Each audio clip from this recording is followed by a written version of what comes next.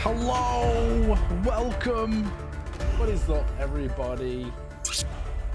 Hello. I just have to give a point of inspiration out to Cate because I might have forgot to put her model into Tabletop Simulator. I'm sorry. It's been a stressful week. Okay, but anyway, welcome everyone to. Who keeps turning my music off? Which one of you motherfuckers? It's not me. You're muted, Sophie. Anyway. Was me this time. Welcome to episode 34 of Chronicles of Azoria. Just a few quick shout outs like usual. Make sure you go follow at Azorian Post on X/Twitter, whatever it's called nowadays. I am going to be posting out more updates and hopefully some highlights and stuff soon, but at least you'll get notifications when episodes are on there. And also, it's cool. Why not? It's free. If you're not able to watch all the time live, all our episodes are available on VOD the day after airing, usually on YouTube and Twitch, and Kick maybe. I think it archives them on there, but I don't do anything. Cate, I need to add your link obviously to the shout out as well. You don't even stream, Cate. I'm just not out. I do stream. Do you? When? Have you? He's never been to my. Oh my gosh! Am I even a member of this party? Wow. I'm calling her out. 4 years ago. That's a lie. No, I have streamed more recently than that. Last video. It just 4 years ago.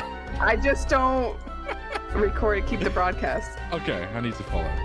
Everyone, go follow Cate right now. Everyone. Stop what you're doing. I've done it. Stop what you're doing. She's railroaded it. No, I'm joking. Everyone go follow Cate though. She's awesome. Anyway, back to our announcements. If you're not able to watch it on VOD basically. Special thanks to Aniti Martikainen and Michael Gelfi for providing their music for Twitch streamers. Make sure you go check out their stuff via the links in the chats. So we can focus on the game and the roleplay. We might not be reading chat throughout the cast all the time. We'll try and hop in whenever we can. But please feel free to ask us any questions on Twitter, Twitch, Discord, all that fun stuff, and we'll try and answer them when we're able. So, with all that out the way, Crash sends her apologies today. She's a little bit sick, bless her. So we wish her a good recovery. There also won't be a session in 2 weeks' time because if she's well enough, she'll be going off on her honeymoon, and I think a few of us might be busy as well. But I need to double check that. So we'll announce when the next episode is on Twitter and Discord and all that fun stuff. But anyway, where we left off last time, episode 33. After a hard battle, drained of much of their strength, the group rested for an evening before pushing onwards the next day. Shortly into the travel along the southeastern path towards Narroth, in hopes of finding Rune's friends, the group start coming upon shambling zombies moving in a similar direction and paying them no mind. Quickly following them one after another and hitting some as you go by on the carriage, the group goes off-road. A few of them opting to scout by air. They come to a huge horde that seems to have pushed some survivors onto a rocky outface and have them cornered. The group jumps into action, cleaving their way through the horde, and then they come face to face with someone from Rune's past. So, Mountain Breakers, that's where we've left off the last session. I won't load up the battle map or anything like that, because we kind of already have the visual in mind. So, as you're cleaving your way through the zombie champion, which was the last one left from Rune's banishment spell. We didn't cleave. We punched. We punched through it. I mean, some people cleaved, right? I remember Tommy getting 2 natural 20s. That's true. Kicking his ass. While I find some more fitting music, you guys have got a quick, immediate chance to talk or catch your breath immediately after the fight before you can engage in dialogue.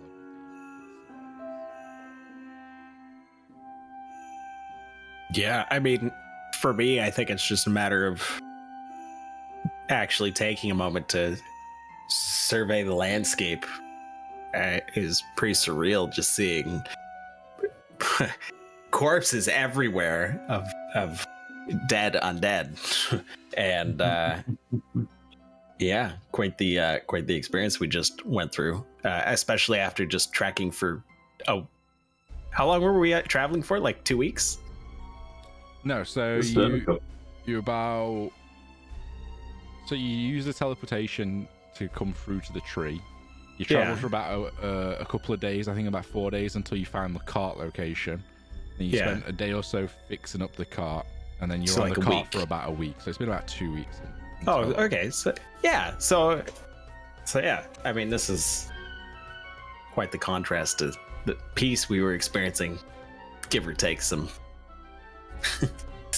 phantoms or whatever the heck those things were. Well, it kind of reminds you of the cart battlefield almost. A little bit less, more fresh and less kind of, all the zombies there were a bit more scattered. This was a lot more condensed, but yeah, you get the feeling it's not just an uncommon occurrence anymore in this area of the world, unfortunately. How many were killed from the other survivors that were here? Roll me a quick perception. 18 plus whatever my bonuses are. You see one that someone's kind of looking over, and their corpse has just completely been pulled apart in the chaos and is like mangled beyond recovery. There's another one that looks like they actually have just passed away but remain most whole. They just succumbed to their injuries. And then there's the dwarf guy that was gasping for air, but Rune managed to save him. So they only lost 2 people. In this. Yeah. Rune runs up to Dorian, just screaming out, "Dorian, it's good to see you again." And I go in for a warrior's handshake. He just grabs you and then just pulls you in and just gives you a massive like slap on the back, and he's like, "Where have you been? And thank you." For the rest of you, my friend. Do you want to kind of, Rune, I'll let you, do you want to describe kind of the visual of Doran? As the group just see Rune kind of rush over towards this fellow. Yeah, so he's a blue tiefling, like we talked about last time. He has 2 kind of shallow horns that run up the side of his head. He's got a full set of plate armor, and a similar shield to what Rune's carrying. Obviously taller. Yeah, obviously taller. Yep. He oddly looks not as battle hardened as you all. A little bit more like proper, not as like scarred up or anything like that. Is your immediate like thoughts. But he looked good with a blade at least, from what you guys saw.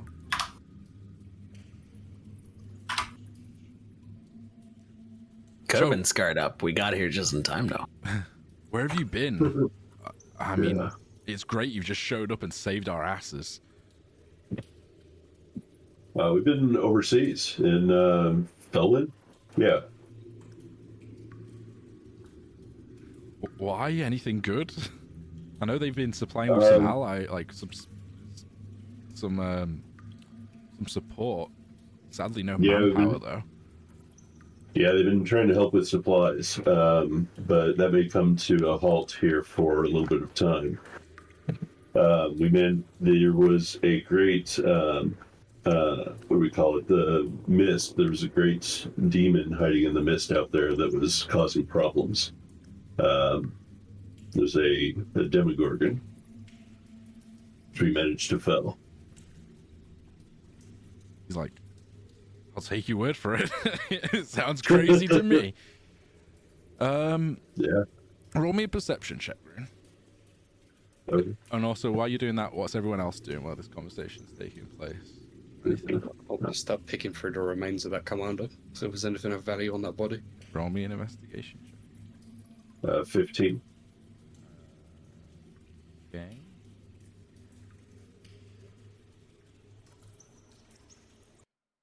15. Yeah.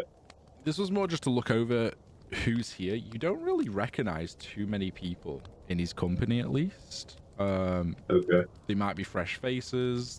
They're all kind of wearing different symbols. The dwarven fellow is wearing imagery from Narroth that you recognize. There's a mixed mash of races. There's a couple of half-elves and elves here as well, which is kind of a little bit taken back due because as you guys left the country, there was that war breaking out between them. And now it's kind of a stand-by side and you know, work it out. But yeah, you don't really recognize anyone from your own troop or anyone immediately other than...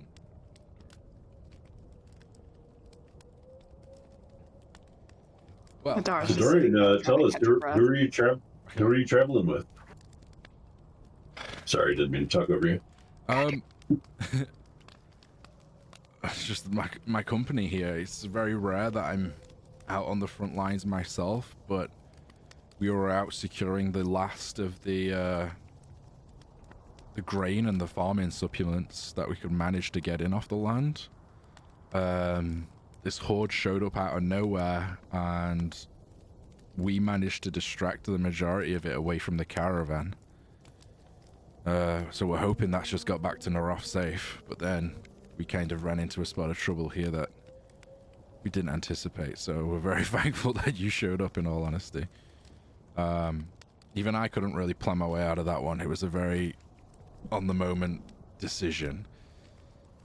And he just kind of like slumps his sword in the ground and just sits down and starts drinking out of like a water skin. But it's all worth it if we can feed everyone over the winter.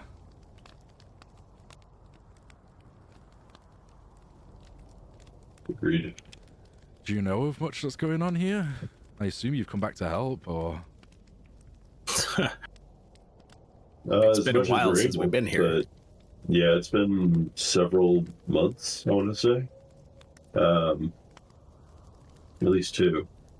It's been a while, yeah. I can't really top up how much it's been in the top of my head. I'll have to like look back on the campaign dates. But yeah, it's definitely been a while because you guys have been boating it around, haven't you? Really? So. Yeah, and I don't know how long it was after we got back to the mainland, but we were almost immediately assaulted by a group of wispy shadows. Yeah. You mean shadow creatures are quite prevalent in this area, unfortunately. You have to keep your wits about you, especially at night. We usually we try not to camp out at night if we can help it, or even fight at night. The daylight helps. Have you guys ran into them often? Like, if you had to fight them? Once or twice. If you're unprepared, they can wipe out a squad in seconds. But as long as you've got light around you, they usually leave you alone for the most part. Good to know.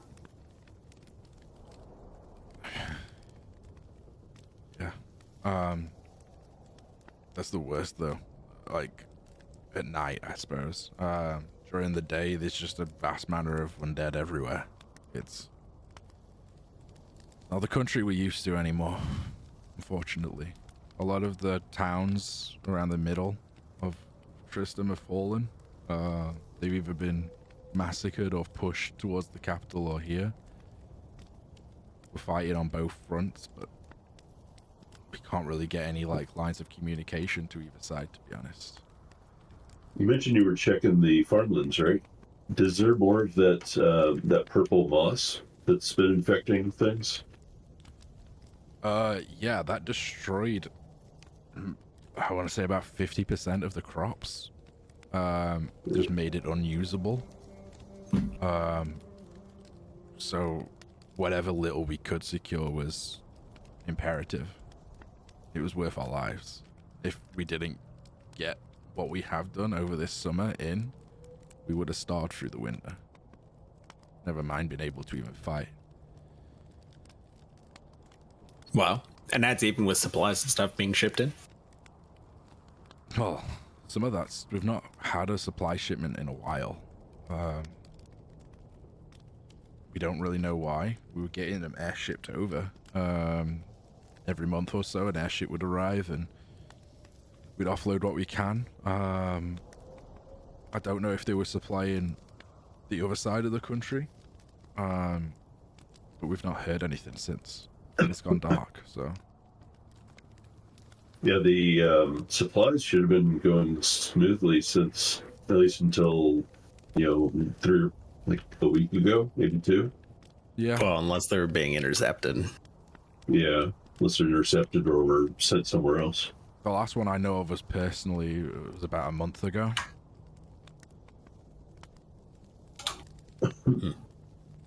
Yeah, I think there would be at least one more after that. There is aerial threats, though, we need to be wary of, too.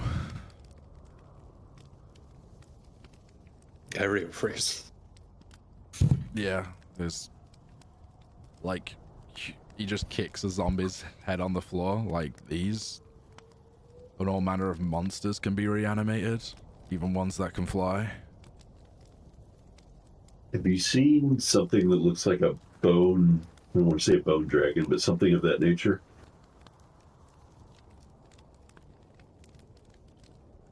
We encountered one several months ago, but we tracked it heading north. On the front lines, there's been reports of bone creatures mingled in with, like, the hordes. I believe one of the necromancers does have some sort of flying bone creature. But a lot of the time it's stayed back for now, luckily. I don't think they've showed their full might yet.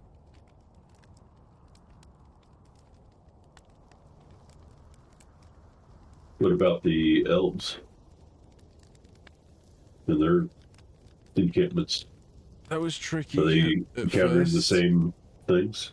Yeah, so as you can imagine, Stronghold of Narroth and Alistar have never been agreeing on much face to face, but trade did go between them. But now the threat's on both of their doorsteps.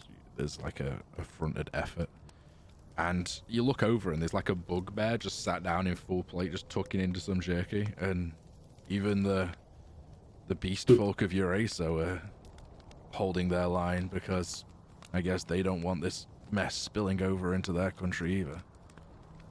And you look over Brom here and you're used to like fighting these bugbears from growing up, like hatred between your clans and things like that, and between the Beastmen tribes, and just to see one here plain as day, just, acting like everyone else, really. It kind of lends a settling. I don't know. How would you feel about it? Tell me. Yeah, I suppose.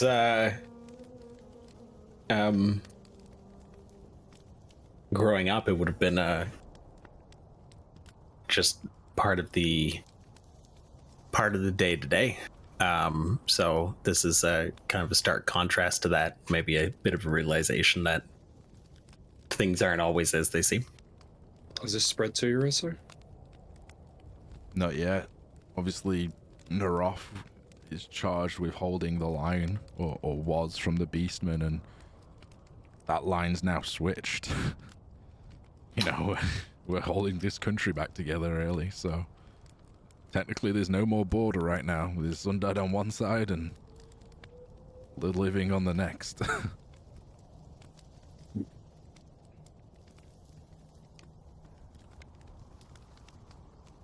How far away are we from the main city? From Narroth? Yeah. Walking, probably a day and a half. We've got a few injured, so maybe a little slower, but... You guys don't have horses hiding around here, eh? No, like I said, it all went back with the caravan. We were the diversion. I suppose you have some horses? I see a carriage there without a horse. Funny you ask. Does a magical horse count? I can only make one, I believe. I mean, is there... so hey, if we can get you the wounded or the injured onto the carriage, that sounds good to you. I'd rather not stay here for these to be reanimated once again. Agreed.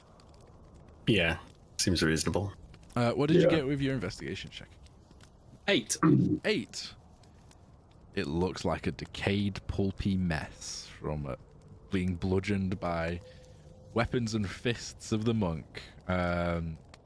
Honestly, you don't really see anything magical or anything like that. It just looks like very nasty, corroded metal that you wouldn't want to be cut with. Nothing of interest, unfortunately. Has there been any word about the king of Tristan? I heard that his mind might have been compromised. That's interesting, actually. Not a bean. From what I understand, his advisors have been picking up, and his trusted counsel have been picking up in his stead, but trying to get any message through is impossible at times. We don't even know if the capital's still standing, in all honesty. We're just going on the assumption that we're not feeling the full wave of what we believe the Necromancer's armies to be, so we hope that he's fighting on two fronts. But that's just an assumption. We don't really have any... We don't have any knowledge. Any scouts we send to try and glean any information rarely come back, unfortunately. Yeah, and nothing from the port town off to the west. I assume. Like I said, we can't get past the middle of the country, unfortunately. I hope they're still standing, but I think, if anything, they'll be having a worse time of it than us.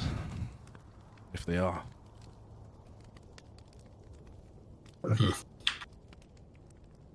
the last time we had communication from them was about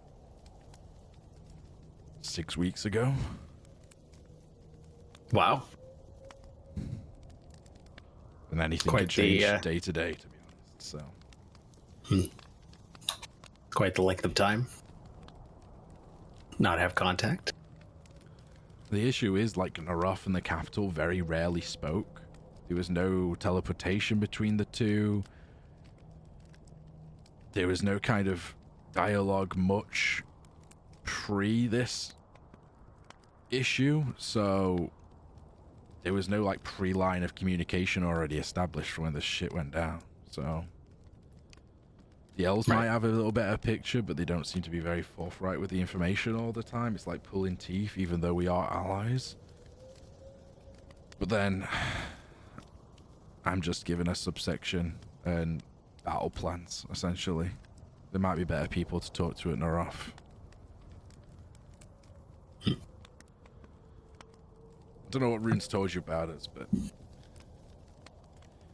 Or better word, we're kind of not affiliated with the military. More kind of like a mercenary deal, but we do the right thing. We work very much more closely to the temples and churches. But we're not part of, like, the Dawn Army or anything. Well, we've known Rune long enough that, I mean, he trusts you guys with his life, so that's good enough for me. And I him. Well, shall we make our way back? Yeah. Let's get out of here. It's starting to stink. Let's do it. Is everyone ready? And he looks around, and they, like, gather their things and start walking over to the car. A couple of them, like, get raised up. Velia casts the spectral steed, and but it's going slower, obviously, because it's trying to match, like, walking speed of you guys. What are you all doing as you're kind of moving as this small unit? Definitely keeping an eye out for more undead. What's the time of day? That's a good question, actually, isn't it? I believe you spotted all this in the morning and you got to it about midday, so we'll call it midday. But Duran is taking you. Okay. Sorry, Dorian is taking you straight back to the road, essentially, where you guys initially came from. We try and keep the roads as safe as possible, especially because you don't know what's off the roads. But since we got the cart, it'll be a lot easier. I imagine you guys are familiar with the area from here to the city, so is there perhaps a better place where we can pull over? Camp for the night, or should we just push through? I think we push through, in all honesty, if we can. Our wounded are on there, so as long as we can do one big push and get there, as long as we're moving, it should make us a little bit harder for the enemy. But yeah, like I said, we don't really want to be out here at night time. Do you have a lot of wood to burn? Well, the cart, I suppose. Felling trees isn't that hard. This one punches through trees, apparently. Burning live trees is quite difficult, though. Yeah. Makes a lot of smoke as well. More so just thinking about having a rest and recovering after the battle, but I think we can do that probably in the city. I thought we'd like to take a short rest while we're on this journey. You'll have to stop to take a short rest. So you could do one quickly before you want to set off. Or if you want to Yeah, I would. Ideally. I'd like that. Okay. So they'll gather around the cart and they'll get back to the road, and then you can take a short rest of the road, just a little bit away from the battle. Okay. Mark off a short rest. No. So that'll push it to a little bit later on in the day.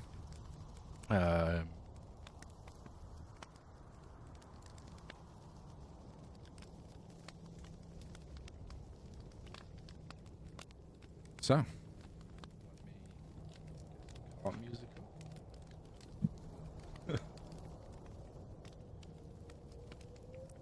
on. Not my music game today, chat. With short rest, how do I apply? Is there healing involved? How does this work? You can use I your was hit just working dice out. to heal. So Yeah, you need to click the amount of hit die you want to use, then roll the dice that it gives you, and then take the short rest, otherwise it won't work. It gives you an option, doesn't it, on D&D Beyond, when you click the short rest button to roll hit dice? Yeah. Yeah. Roll the dice that it selects for you, otherwise it won't. Yeah, I didn't do anything. Yeah, I didn't do anything for mine, so I just rolled it myself. Okay. That works. Do you know how that works, Romeo? Yeah, I'm just rolling.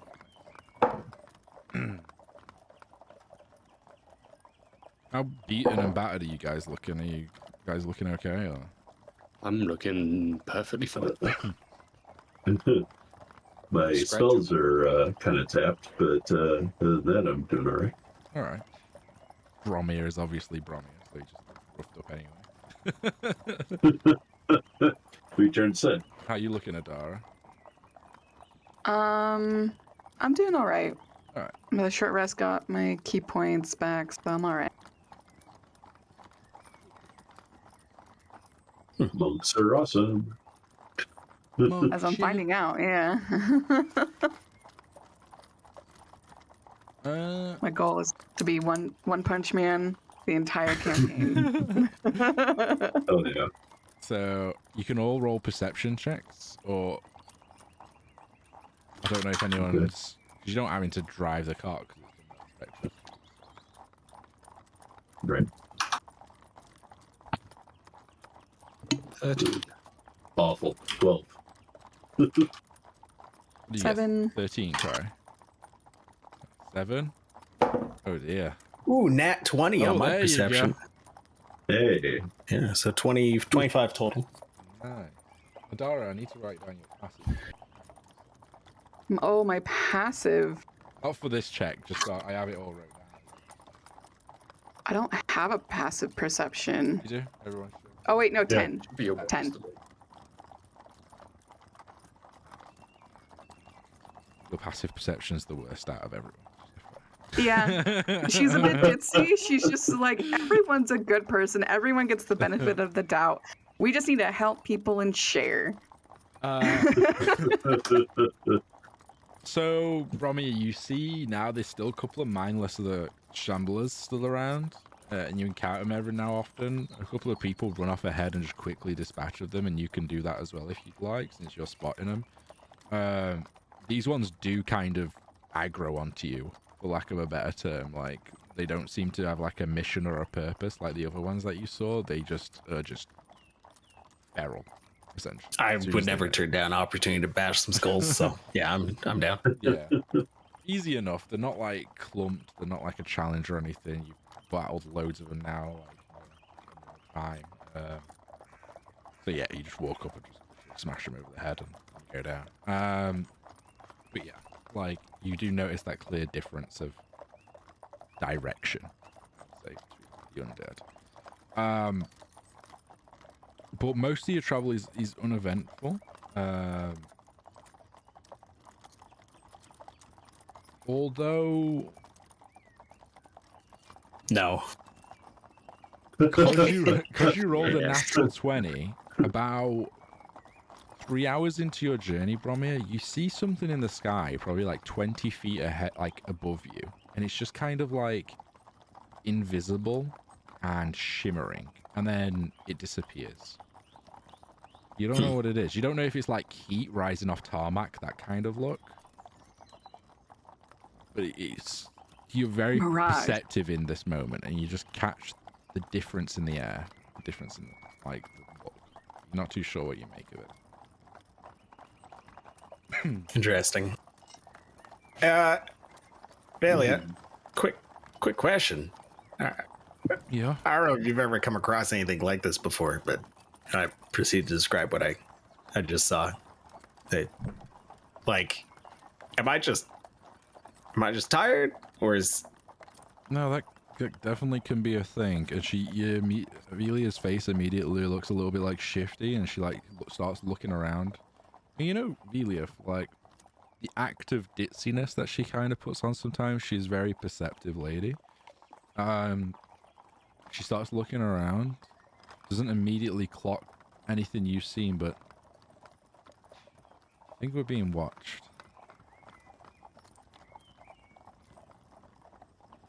Don't know by who. You know. I mean, I can guess. Yeah. We don't really have anything to ward off that. I thought we did. I thought she said something about putting an item either like on the tent or on the carriage to like protect us from scrying magic. Could I hallucinate? I think so. Yes. Yeah. Okay, must have been a dream. She has the magical It was dome, a vision. which you can change its color to be like opaque and like to not see you. But you can't. It doesn't block out from scrying magic. Out of character.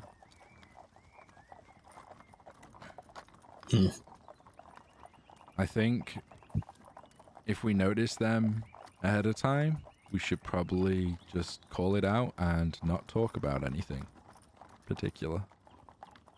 Mm-hmm. Yeah, throw a rock at it? Can certainly try.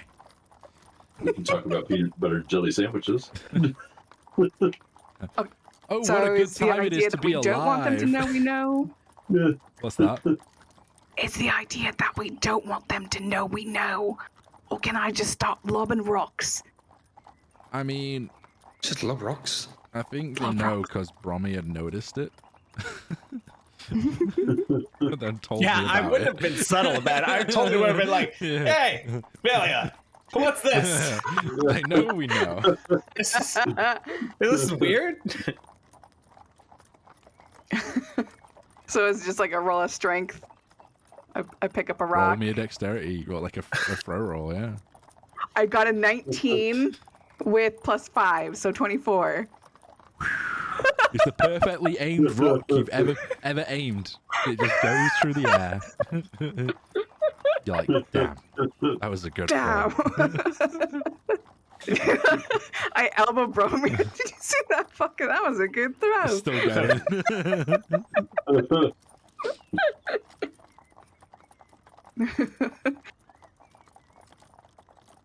going. Velia would probably ask Dorian, do you know of the enemy using divination magic? We've had suspicions that that's a possibility. But more so over a battlefield for a tactical advantage, maybe? I don't know how familiar the enemy would be with any one of us to be able to pinpoint a magic like that. Has she got any ideas?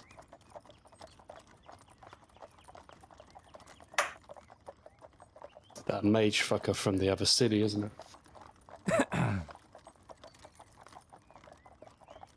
You know, our dungeon friend. Well, we have lots of. It could be. Well, the one that specifically made us fall down that trap hole. Yeah.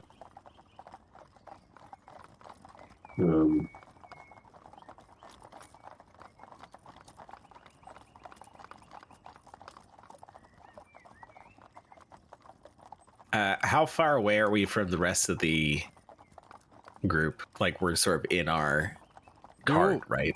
Well, the injured are in the cart, which is being pulled With by a us? spectral. Well, I assumed you guys were all walking. Sorry, like beside the cart. Okay. It's up to you. Yeah. The cart isn't huge enough to fit people lie down in, plus the full team. So. Okay. Do you need me to carry you? You can definitely Big clamber up in there. On my if you want. shoulders? I could use the extra weight. Every opportunity is a training opportunity. I like that. It's motivating. While you're traveling, Inspirational. is there anything you wanting to do? Other than keep an eye out?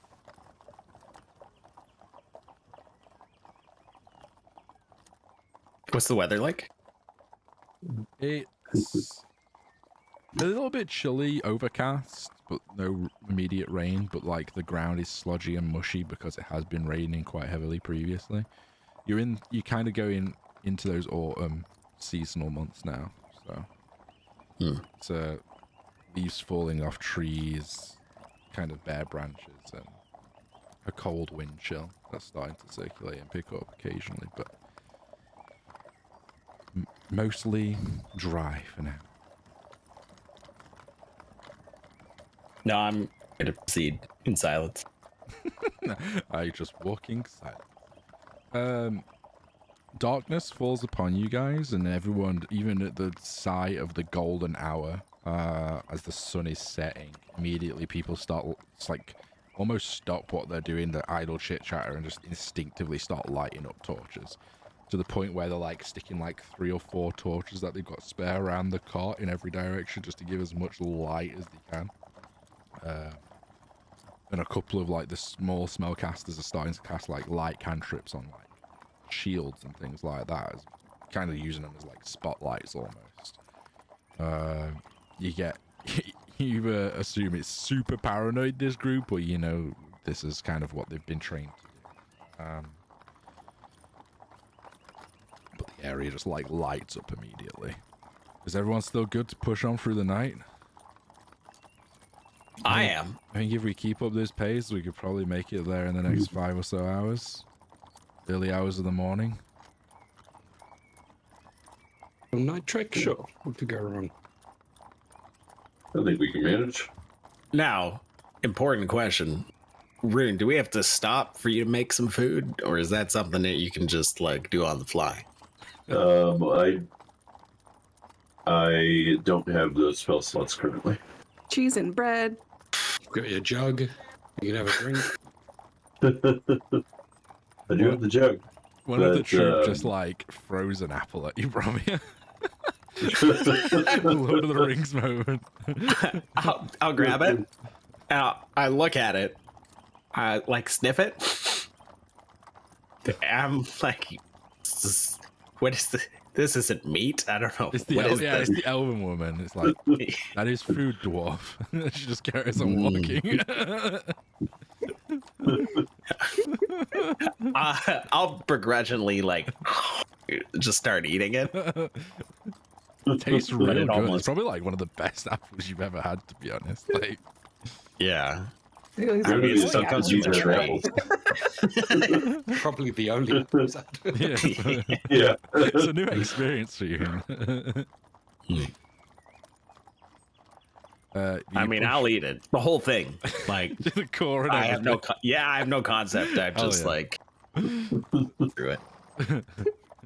You see, like she looks back like halfway through. She eating it quite quick, and she like goes to say something about you, like taking a bite into the core, and just kind of shrugs it off and just carries on walking. A week later, we're gonna roll to see if there's a tree inside you. 1 year later, Brommy is just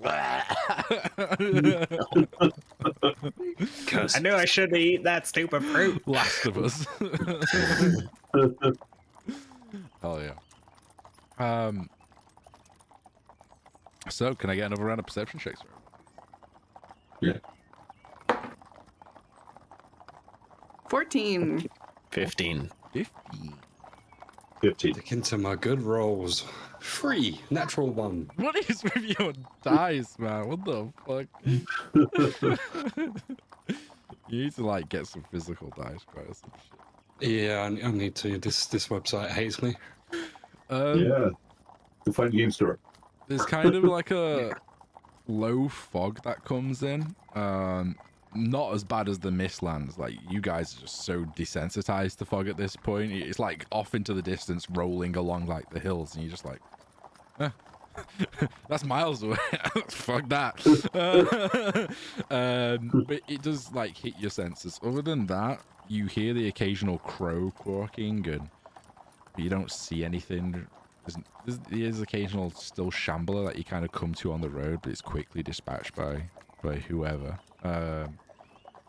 And after a number or so hours of being on alert, you start seeing the mountain range is huge at this point. It almost feels kind of like home, Bromir and Akis.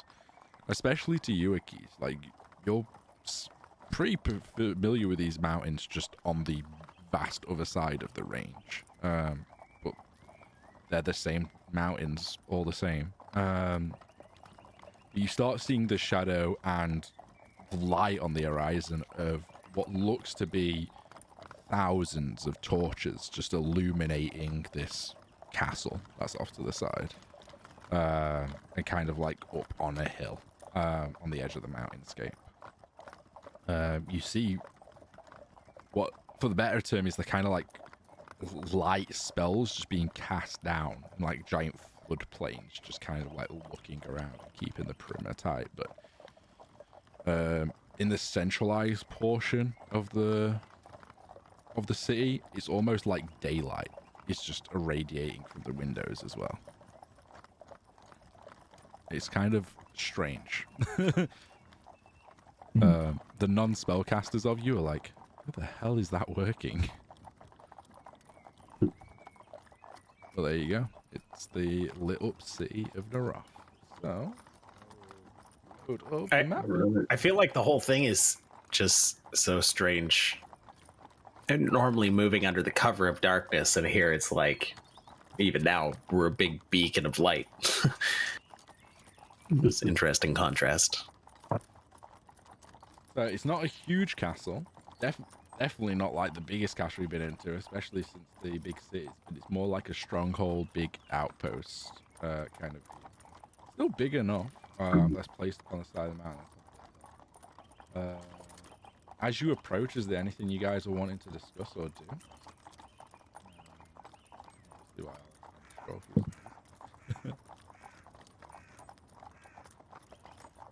Oh. Can I look out for any signs or markers that might show that there's another emissary of Saloon in the town? Sure. Do-do-do-do. Do your investigation check or perception check. 8. Unfortunately not. You check like Yeah, the no. normal places at the side of the road that you kind of expect one, and all you kind of see is like Adara kind of jumps off to the side of the road a little bit and like lifts up like some like rocks or shrubbery. She does that a couple of times. And kind of do you express disappointment on your face as you kind of return from those, or do you try and hide? It's kind of like a little pout, but then I'll draw like Saloon's little insignia under the rock and put the rock back down. In my mind, I'm making this up. That's how we let each other know we're in the area. Oh, that makes sense.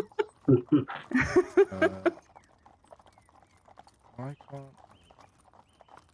Kind of like how some people leave a key underneath a rock by the door. So Yeah. you're the We draw a little religion of insignia rocks. underneath the rock or leaf or whatever. What happens if you forget to like get rid of that symbol on the rock? We are highly trained individuals. We would never forget. I don't know. We get in trouble. No rock left We unturned. get a nasty gram later. So, you immediately, as you gather closer, you can move your tokens to the start just to indicate where you kind of are.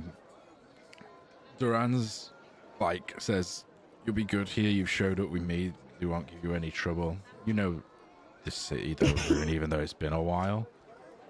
Yeah. The environment's probably a little bit different, but kind of the same, honestly. Like, it's always been bustling because of the border. Now it's just bustling for a different reason. There's more of your friends inside, so go seek them out, but I'm going to take my men to rest.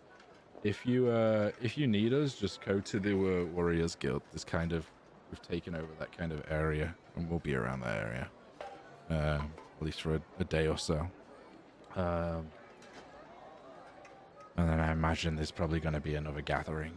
We'll discuss next steps. So a lot of our main priority right now is probably making sure this food is secured, and hopefully the carriage has arrived and got here like before we did. So, do you guys need anything before Food. Food? Hey, Dorian, just Yeah? real quick. Where's the food stores located at? I'm going to empty some of the general's blessing onto The entire what they southern have. area, what used to be the Hall of Scholars and the hospital, is one big infirmary now. Okay. I think the food stores on Siege supplies, number 12. Siege supplies, number 12. Okay. I'll start heading there. Yeah, it's like right in the central city where it's super defended. Yeah, Before everyone heads, It's in the AM hours, right? yeah, Sorry. yeah. It's like about 3 a.m. right now. Yeah, but it's like the city is alive like it's day, essentially. You don't know because and it's daylight. Like inside the city is daylight. It's a closed castle on top. Like it has an entire. It is entire concrete essentially going over it. Like it should be dark, like a dark dwarven castle, but it's daylight inside right now. Sure. So yeah, he greets some guards as you go in, and there is like 30, 40 guards like positioned all around like the front road here. It's like keeping an eye out on people coming in. They don't seem to be bothered about you at all. You just like waltz on in. And you see that the guards here as well are still like a mishmash, and there's more kind of like beast folk here as well now, although there is still kind of like a separation. Like on one side of the road is like all the beast folk, even the occasional like goblin just like shitting array drinking like an ale, and then the other side is kind of like dwarves and kind of humans just kind of like talking amongst themselves and just keeping an eye out essentially. You all walk in and you see this massive thoroughfare. Everyone looks like they're moving with intent. They're moving with purpose. There's not kind of anyone just sitting around having idle chit chatter. Like it feels alive, but not kind of in a relaxed city environment. feels like a city at war, getting ready for war, mobilizing. Everyone's got a job that they're doing. Like, there's no rest, kind of. But yeah, you are all here at the Ground Plaza. Are you going to go straight to their room? Yeah. Okay. As you walking past here, are you guys all going with Rune, I would say, as well? I was going to try and find an alchemist shop. Hey, I'm going to the bath. I'm covered in viscera. I'm just going to say you noticed something before you get Okay. there. Just run straight to the bath. Fuck everyone. Covered in zombie. So you see, like they leave the cart at the stables essentially, even though there's like no steed kind of there, it vanishes or whatever. You unload whatever you want to. You hear like a lot of like metal clattering and people training, and you look over to your right at the Warriors Guild, and you see like there's 30 or so recruits just like hitting at target dummies. And just at like the entrance to this Warriors Guild, you look over and you hear essentially two people bickering and arguing for the most part. You hear like a female voice, and she's like, "We need them. We need to go out now. Like, we need to make sure the last of the farmers are here safe, and the last shipments are all in, just to secure what little food that we have." And you hear kind of like a gruffle voice, and it's back. He's like, "Listen, I know, but these guys aren't ready yet. They're just not. You need to give them more time. I know we have very little of that, but you need to." Rune, you look over and you immediately notice Calder and Runa just having kind of like a heated discussion over the table there. What do you do? I approach Runa. Runa, it's been a long time. You come over behind and Calder immediately like kind of sees you. Rune. And then she turns around. Rune, what are you... And they immediately like rush over and like hug you. Do you like, you just see these other two dwarves kind of just rush over and like hug Rune. One of them is like, the female one is in like full plate, and it's kind of got like a big sun symbol on both sides of it, and then there's like this shield on the back that's got a big sun symbol as well. Calder, the older grey beard, lots of kind of metal in it, looks more hardened, battle hardened, and he's just wearing like leathers. Not like he's been out to combat for a while, but more like he's the trainer here for the young people, and he keeps like instinctively glancing back to see if anyone's okay or where have you been? What are you doing here? It's good to see you. Came back. Yeah, I came back to help. It's good to see you, Father. Hope you've been well. I was headed towards the supplies to try to give you guys some more food to last the next couple days. That'd be amazing. Yeah, food's always short, but... And he just head down and just like smashes his head into yours. It's like, I didn't know if you were alive, dead, or what. It's good to see you. I wish it could be under better circumstances. I do too. But I'm here and I want to help. Runa, we can pick up this conversation later. It's fine. She just kind of like nods. Ale? Catch up? Yes, and yes. Always. Let's do it. And we can go by the stores first if you want to. yeah, I want to get this over with. All right. You have friends? Hello? Hello. Nice to Yeah, these are my friends that have been traveling with me for the last several months, and I'll introduce each of them. All right. Pleasure to meet you. Do you have kind of a rough description for... I've obviously kind of done Runa already, but for Calder? I don't. It's okay. Yeah, I can freelance I didn't it. get that far. Just like... Okay. Just old greyish but battle hardened dwarf, kind of like a scar down one eye, but not enough to penetrate the actual eye itself. Runa looks battle hardened too, but not a lot of scars. More kind of like noble military, very well spoken. A little bit of like a almost stark contrast from Calder when they were having the discussion earlier. Yeah, and she has red hair like Rune's. Yeah. And she turns to you like as you walk, and is like, "I knew you'd still be alive. I felt it."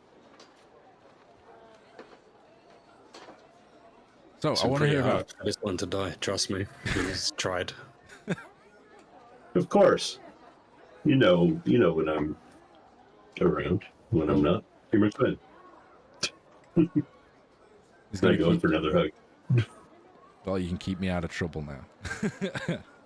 I don't know about that. So yeah, you're now. If any of you want to deviate off anywhere, you can. I don't know if you want to go to the tavern first, or if you really want to go to the bathhouse. You're more than welcome to. You can move your token to wherever you want to go. I would really like to spend some time at an alchemist if there is any.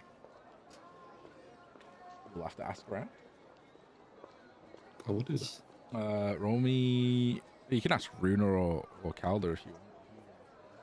Kind of like going off of just asking anyone. What you doing? Yeah, I'll ask Runa. There's no real alchemist here. There's Blairwind's shop. You'll get the occasional potion and things. Yeah, there's no kind of real alchemist. But he's Don't like think a there's anyone herbalist here of that's sorts. like a teacher. I mean, there'll probably be people that'll be able to teach you things, maybe, but actually training you long term, probably not. We don't really have like an alchemist guild here or anything like that.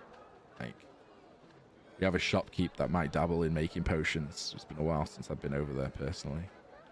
Brilliant, thank you so much for the follow. Go check him out. All right, Thank you. so you go to number 7. Or go to the you go to the storehouse first. It's like this big building in the middle. It's got like a few central walkways into it. A lot of guards around it just to make sure no one's like stealing the food supplies or pinching it out. I wonder if anyone's noticed, but they notice Calder, Runa, and like they nod and they let you in. You do notice that there is like fresh boxes and whatever here. It does look like it is kind of well stocked, but you don't really have an intake of how many people live here to how long the food will last here. It just looks like a storehouse to you guys. Yeah, how do you make this food? You need us to get you anything, or? No, just tell me where you want it. It's gonna have to be eaten within a day, though. It expires pretty quickly. Right, it's right at the front here, so it's the first thing that gets grabbed then. Okay. I'm going to cast my Create Food and Water, and I'm going to dump 3 spells into it. So we'll have 135 pounds of food. Damn, okay. Yeah, that's a good amount. And 90 gallons of fresh water. I'm having a feast. Then he watches like this happen. He's like, "You're amazing." I picked up a few tricks. So it would seem. Oh, Papa. Let's go get that ale, yeah? Yes. You all walk back to essentially back the way you came. The inn is like right, kind of like a big complex. It's not as busy in here as you think. Like it is busy, but for like early hours, you expect to walk in and to see people sloshed and dancing and enjoy it. It's kind of depressing almost in a little sense. People just sat down talking. It is busy, but not like kind of that bustling party kind of vibe that you used to walk in its taverns to. There is some kind of like bar in the corner, just kind of like tuning a lute or something and just kind of like figuring out, but not playing any crazy music or anything. And like they go over to like a table and pull up some like chairs, and just a round of ales is just brought to your table instinctively. I like this place. It's almost kind of like a long hall as well, so it's like like 30 foot, but by like 150 feet, and it's just like a big long hall with like a long bar that goes. And we'll come back to you, Adara. I'd say probably Velia goes with you, unless you have any objections. She's like, I need a bath too. It's been so long. Yeah, I assume there's like maybe somewhere to also like scrub my robes. Yeah, like it's literally a public bathhouse. Like, I'll just take take like a bucket, scoop up the water, and like scrub it on the side. at this time as well, like 3-4, it's like 4 in the morning at this point, it's pretty much empty. You have kind of like one guy who's a little bit like woozy in the corner that's probably drunk, and he's like, you know what, I'm just gonna go have a bath, like, and he's just kind of like well off to the side, like not paying attention. Living his best life. It literally is a big shared swimming pool kind of bath with like just steam rising. Yeah, no, Dara's used to sharing living spaces, being nude and dressing around other random people. Not an issue for her. Yeah, you jump in, you bathe, Velia is a little bit more taken back and kind of just like sits on like the edge and like covers herself and just washes. She's trying to like be coy and hide herself essentially. But yeah, you feel refreshed, but it takes you obviously however you want along spending there. Yeah, just clean and then to bed. Well, that's a good question actually. Where are you going to sleep? In the bath.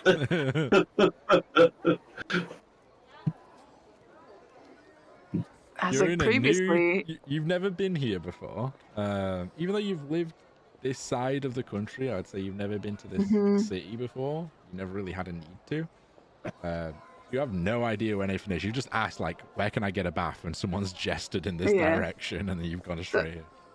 What temple? Like what do they worship at the temple here? Because normally, she'd probably go find a temple and be like, hey, even though here's mainly I don't follow like, your god, I have an emissary and fellow sister. Is there anywhere that I could crash? A bench, a free bed. Here it's kind of like a temple. It's like one big temple with a lot of different worship areas kind of in there, like a shared space, because it's not like a huge area. But it's mainly like the people here mainly worship the Dawnfather. There's like a huge Dawnfather section, but like you see elements of like the Crimson General, that like rune and Adorian kind of follow. There's no saloon, unfortunately, or kind of any elvish deities, sadly. Okay, well that would be her first stop, to ask and see if they have room either for like work or because that's what she'd do before. Yeah, she'd either 100%. Like free labor for a room to stay. Sure, absolutely. She's not used to having money. I do have gold, but that's not her first reaction to spend it on herself. Yeah. That's weird. It's like a normal thing, yeah. Like they see how you're dressed, and it's very kind of acolyte-y attire. They notice. I don't know if you have any kind of religious. Yeah, she does have a necklace with the symbol of Saloon on it. So it's not like, oh, you follow Saloon, get out of here. It's just not a popular religion in the city. But yeah, they welcome you in. They say, yeah, well, what are you good at? Are you cleaning or cooking? Will you prepare breakfast or? Is there any like heavy lifting you need done? Whittling? I do have some. I'm good with a little knife and wood. There's a couple of chairs that need fixing, and yeah, if you want to carry some of the supplies from the warehouse to here for cooking in the morning, that would be great. Yeah.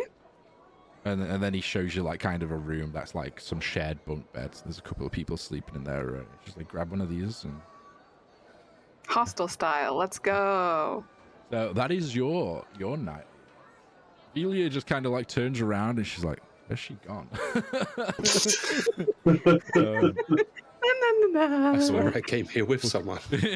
we'll come back to that. Keith, you walk into, well, you go to Blairwinds, and it's like kind of like this quirky ramshackle wooden abode that's kind of in here, and it's got kind of like a a magic wand almost, kind of like on a sign. There's no air in here because it's all indoors, but kind of just like free and like moving slightly. And like you open the door and there's like a chain that rattles and a little bell, ding, ding, ding, ding, ding. And you just see this kind of like this old dwarvish fellow.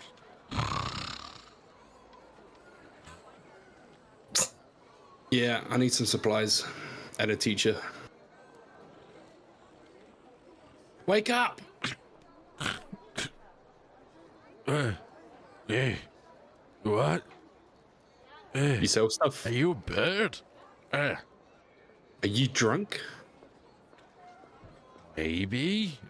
Maybe. 1 second.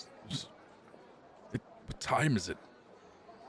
He like pulls out this weird contraption, and it's like kind of gears in a sense. And he's like, "What the hell are you doing here this time?" Well, your door's open. I'm assuming you're selling stuff. Yeah. I mean, you're still here. What little I have. Sorry. Welcome. Well, what? Any coin is good coin. It's fine. What are you looking for again? One, a favor. Well, more information more than anything else. And two, to purchase some things. I need to find someone that can teach me or show me how to make potions, healing variety, and where I can get some of the supplies I'm going to need. I can sell you an alchemist kit that I have in stock. That helps. I've got an alchemist kit. I need someone to show me how to make the stuff. What materials I need. Roll me a persuasion check. Oh, please, if I'm ever going to roll anything, please. Just one roll. This is your strong suit. I was about to scream. That was almost another natural one. 16. 16. Your best bet's the hospital district towards the south. I get a lot of my stock from there, or at least I used to. Now it goes to kind of the war effort. I've not had a healing potion in here in months.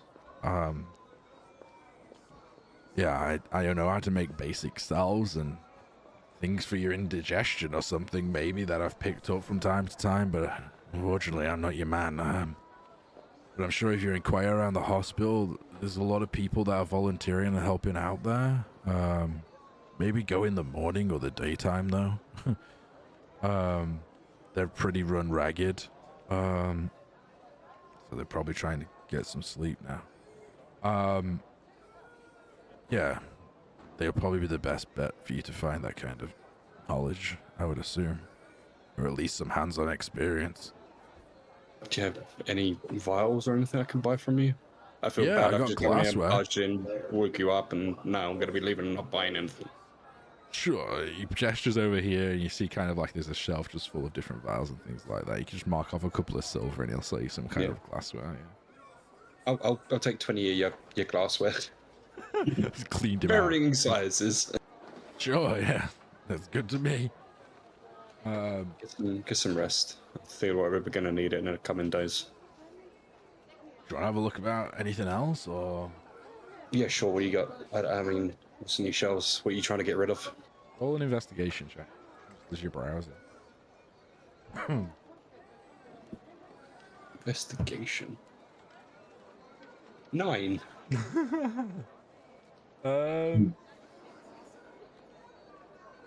The main things you see with a 9, because these are kind of on show, is like behind like some glass things and on the walls you see a rapier and a sword that are like giving off a coldish kind of like vibe to them, and then you see a kind of like a brand spanking good shield in there essentially.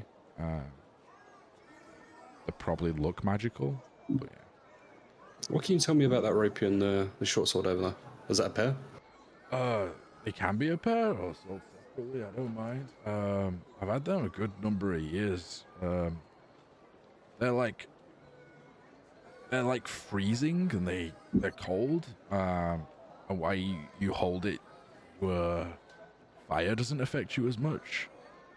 And they also give like a dim light off, essentially. If you want to look it up, it's the Frostbrand enchantment on both of them.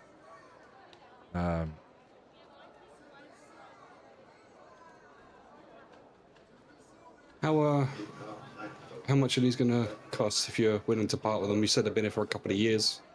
Yeah, they're a very specialist item, I suppose. So The negotiation starts. Probably around 2,000, 3,000 gold each.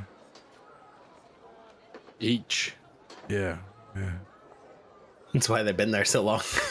Probably why they've been there for so long, yeah. It's a good enchantment, if that's what you want. Are you willing to come down on that price to help towards the war effort? Depends what you got. What do you offer? I've definitely not got 3,000 each. I can maybe give you 1,500 each. I can't do that. I'd be robbing myself. The best I could do is probably 2,000 each as a pair, or 2,200 for one. That's like bottom line. I'm interested in that rapier. You know what? We never know if we're going to live to see tomorrow, do we? Fuck it. Give me the rapier. All right, 2,200 gold. And he proper like puts it in like this a beautiful case. And it is literally when you hold it, like the cold breath comes out almost. And it's beautiful. If you look on D&D Beyond, there's actually an image of the rapier. I'll have a look now. Oh, it looks fancy. It's very fancy. Yeah, mark off the gold. The 2,200, yeah. Mm-hmm. That looks really cool. What the fuck? Is there anything else you're interested in? I guess just the glassware and a very expensive new weapon. Well, you can wake me up anytime if you want anything else. He's just got like a big grin on his face now that he's actually sold something. You get some rest, fella. Perfect. And he kind of like shuts the door behind you. Come again. Ching. Chain goes off. At that point, we'll go to the tavern with the dwarf company. 4 dwarves in a tavern. What could go wrong? Oh yeah, of course. So ales are pulled up. Table seats pulled up. Ales are just dumped and sloshed onto the desk. Where have you been? Everywhere. Geez, what a story. I will start regaling them of the story of our adventures at Justin. How we made our group name, the Mountain Breakers. That was you? Yes, that was me. I wouldn't be advertising Just that fact if you were too. has nothing to do with it. Lies. Don't you dare lie to me. This guy's nothing but trouble. You're gonna love him. I've got enough trouble on my hands.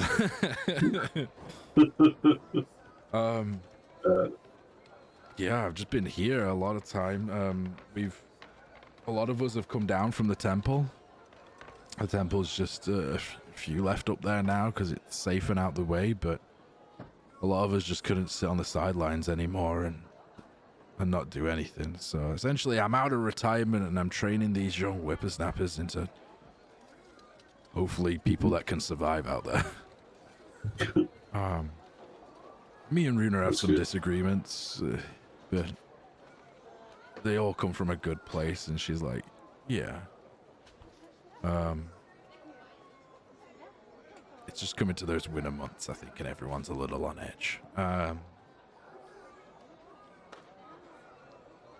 yeah, it sounds good. We were actually getting supplies from Felwyn that used to land here. It's been a little while since I've seen one of the airships, actually. That's a sight to behold. I've never seen one before. Yeah, those might be on hold for a little while. They actually came from Felwyn a couple weeks ago. So, yeah, they are having some supply issues of their own, so they may not be able to provide as much as they have been. When did you say you guys received the last shipment? I don't necessarily handle that, but the last time I saw an airship was 3, 4, 5 weeks ago. Scratches his Marin, head a little bit. does that line up with when they should have received one? If you recall. Yeah, does that line up with the mist? Yeah, you recall, like, they stopped the shipments of aid to deal with the mist-touched, because that just kind of sent their country into a little bit of a chaos, kind of dealing with so many new mouths to feed and stuff. So the last thing you were speaking to with Amelia was they were trying to get... Amelia was pushing to try and get actual military boots on the ground aid there, but then kind of all the aid stopped because of that. And then they were trying to restart that once they had a stable solution back home, essentially.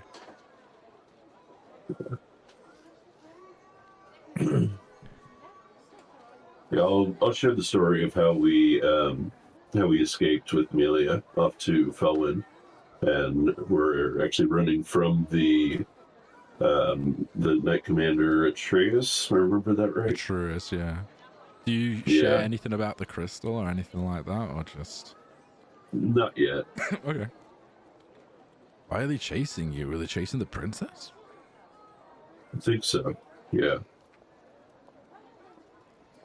It's so worrying how little news we have from the capital, honestly. Okay. There's something more, but this isn't the right place to share it. All right.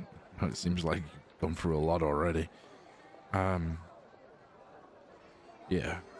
Us in the west, and I know the elves, they had the whole feud before that kicked all this off. We're very distrusting of the capital. There's a lot of rumors that circulated around, but just now, us not getting anything from them. Like, we assume we're fighting a war on 2 fronts here, but getting any sort of message one way and then back has just been too difficult. And you know, they've never really give a shit about us this side anyway too much, so. Yeah, I know. Until they need you, right? Yeah. Yep, as long as their precious border is secure. Runa's like, that's not true, and she tries to like minimize it a little bit, being of the military. But she knows it's like a lost battle, and it's probably an argument they've discussed at length, and with mixed company, she's just kind of quickly concedes to like a little grumble. Well, I can't believe you've been doing all this, in all honesty. I just hoped you were safe. And I'm glad that you are. It seems like you met some good friends. You have some bad news, though.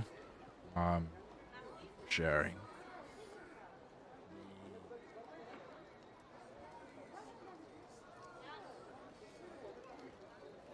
The necromancers don't just raise live corpses. We found out the first thing that they hit. So let me begin. We think that they were waiting for this war to happen, or they knew it was going to happen, or something.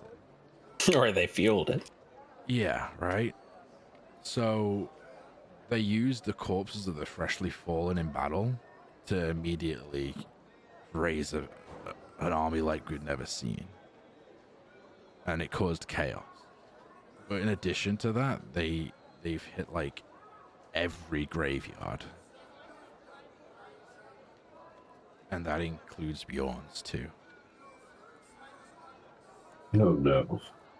Not Bjorn. So yeah. Ruben suddenly becomes solemn and kind of silent. Everything's a mess right now, in all honesty, and we're just doing what we can to get through to tomorrow. But we don't really have a big long-term strategy in mind, if I'm all honest. I mean, I'm not privy to the the decisions. Maybe your friend Duran knows more, Dorian, but I'm just training who I can. Maruna chimes in like, we think we're doing well. We're definitely holding our own.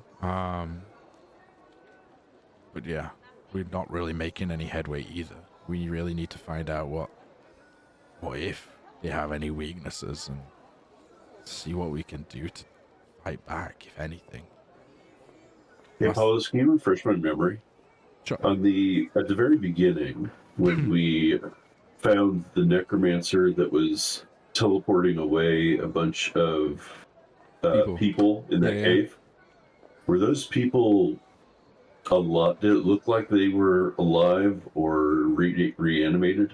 I know they didn't really have like they were charmed. Personalities. Yeah, they were charmed. They were definitely alive at that point. Yeah, Okay. that was like early before everything. So yeah. Okay. You kind of piece it together now that that's probably not.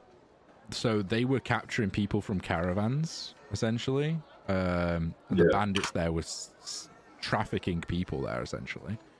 So you get the gist now that this has been the necromancer's game to mass as much as possible, regardless of the live, dead, skeletons in the mix and stuff too. Like they're using everything at their disposal, essentially.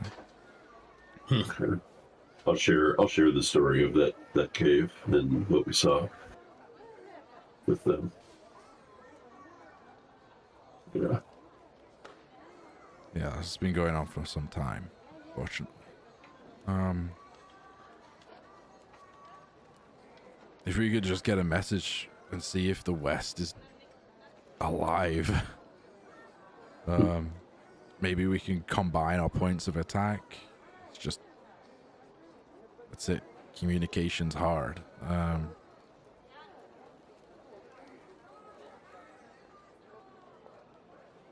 Yeah. I might be able to help out with that a little bit in limited capacity. I can send a message through my divine magic now. Do you have a contact in the West? Yes, I think. There's some shopkeepers that we interacted with and trust and that we might be able to contact.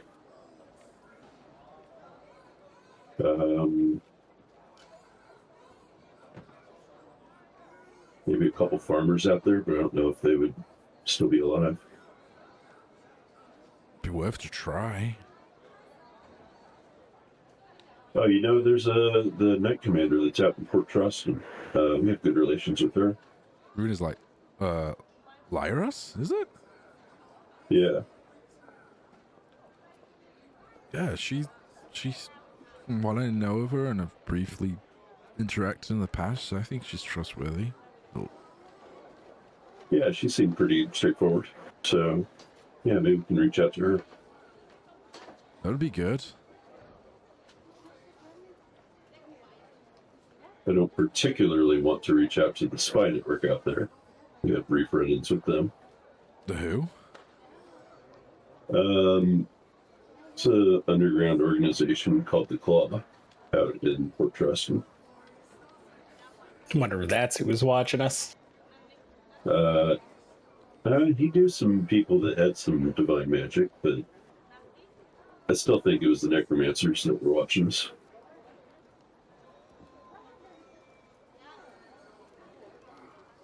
Yeah, it is worrying if they are. Yeah. Other than that, maybe one of the scholars that's in the capital. So, I mean, we know a few people that we can reach out to. If you could and let us know, that'd be great. That'd be good intel. Yeah. We just want to see how they're holding up out there. Yeah, where their war front is. So, as I understand it currently, like, our war front is... Let me have a look at my notes where it currently is.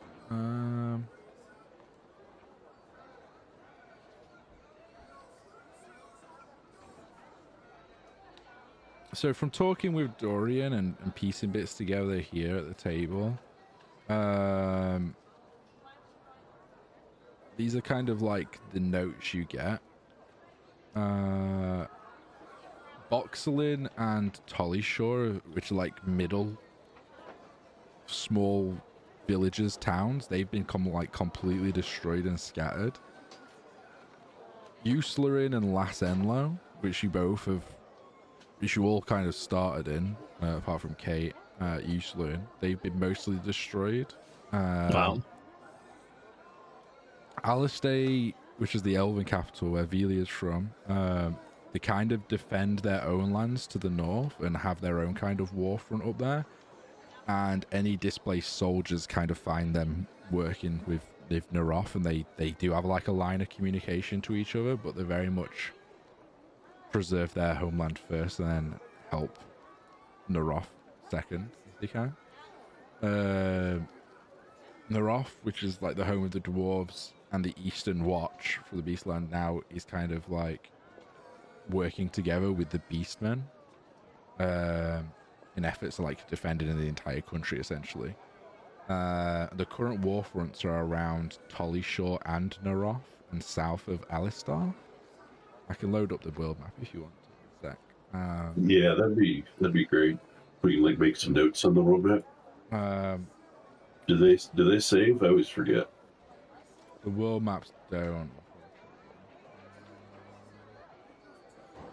Look at my old map here. Loaded this up in some time. It might not have your character on here actually, Dara, so apologies. Even your incorrect character. Hey, you know what, Paula's? Rune is stoned again. Oh no, this is how long I've not used this map. You don't need them. You don't need them on this screen. Yeah, no, that's no problem. So she said Uthrin was yeah, all destroyed. These are like destroyed. This is destroyed. This is what you guys are at Narroth now. The war fronts are kind of like here and here.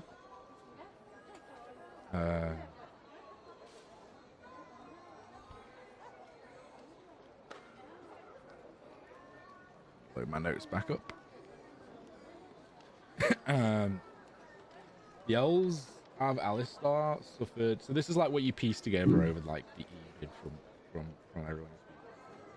The elves did suffer actually heavy losses in the initial war against Troston.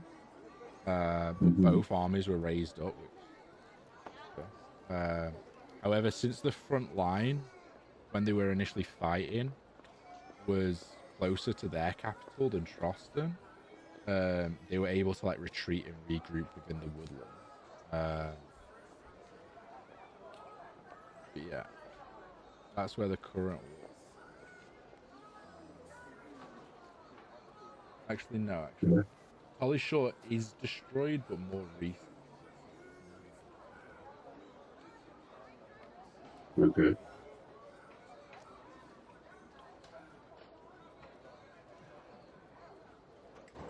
Is All-Star kind of in a tenuous alliance with us now? Yeah, but they'll put themselves first. Right, of course.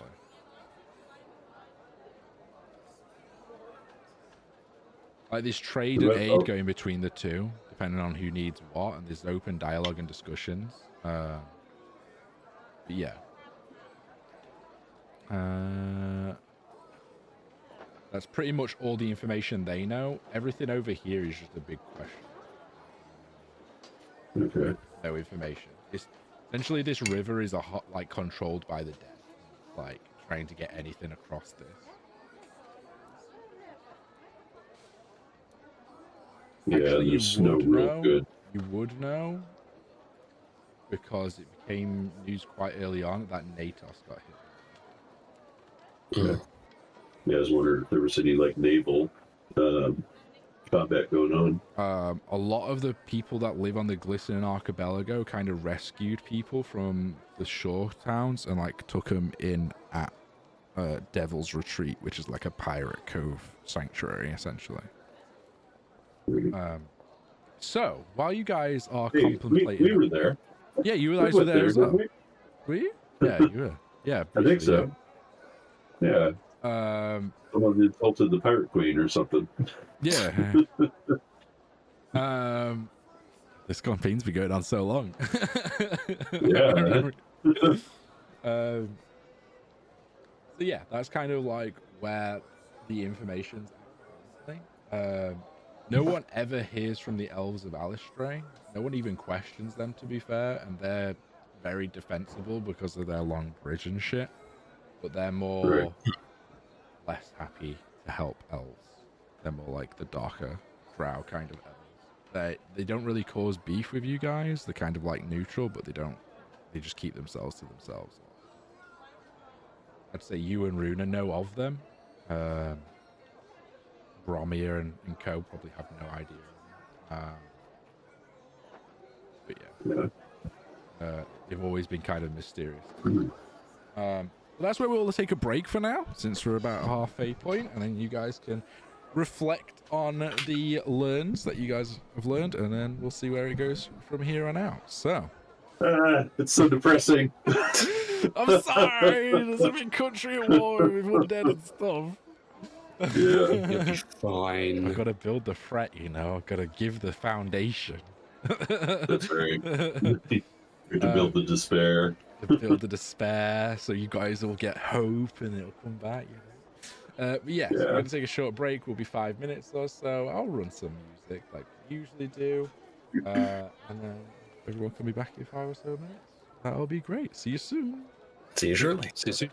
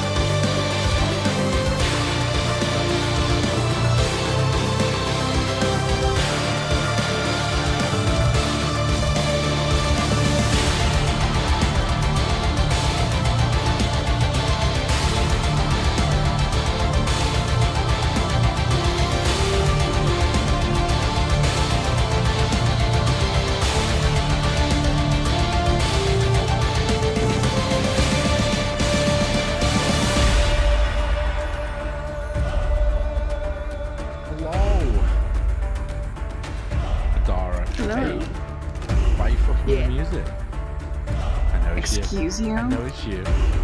It's not me. I was getting candy. Who can pause in the music? Rude, was it you? No.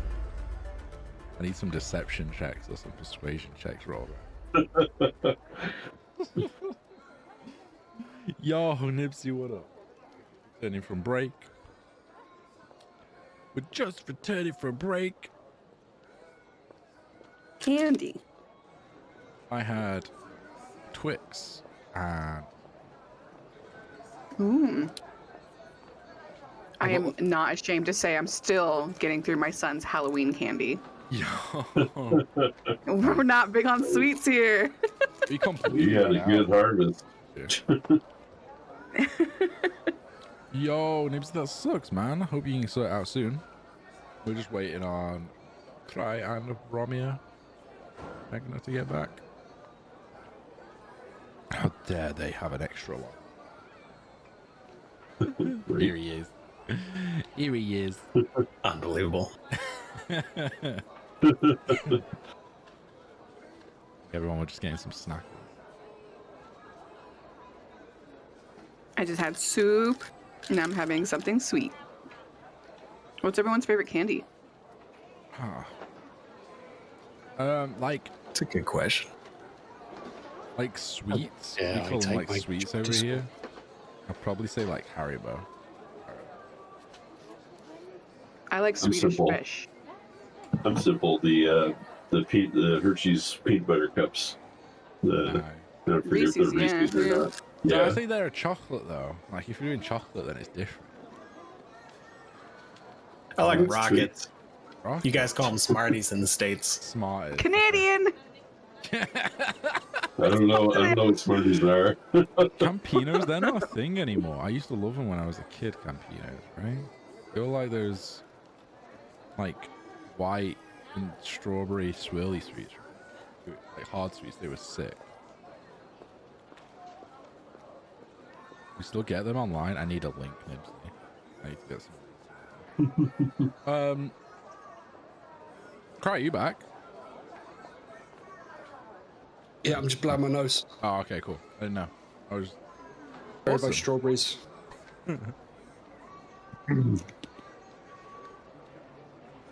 Right. So, is everyone done with the world map for now? To the city map. I think it's effectively as depressing as it can get, so that's good. Right. That'll be an edgelord campaign. You know? Depressing and sad. Okay. Yeah.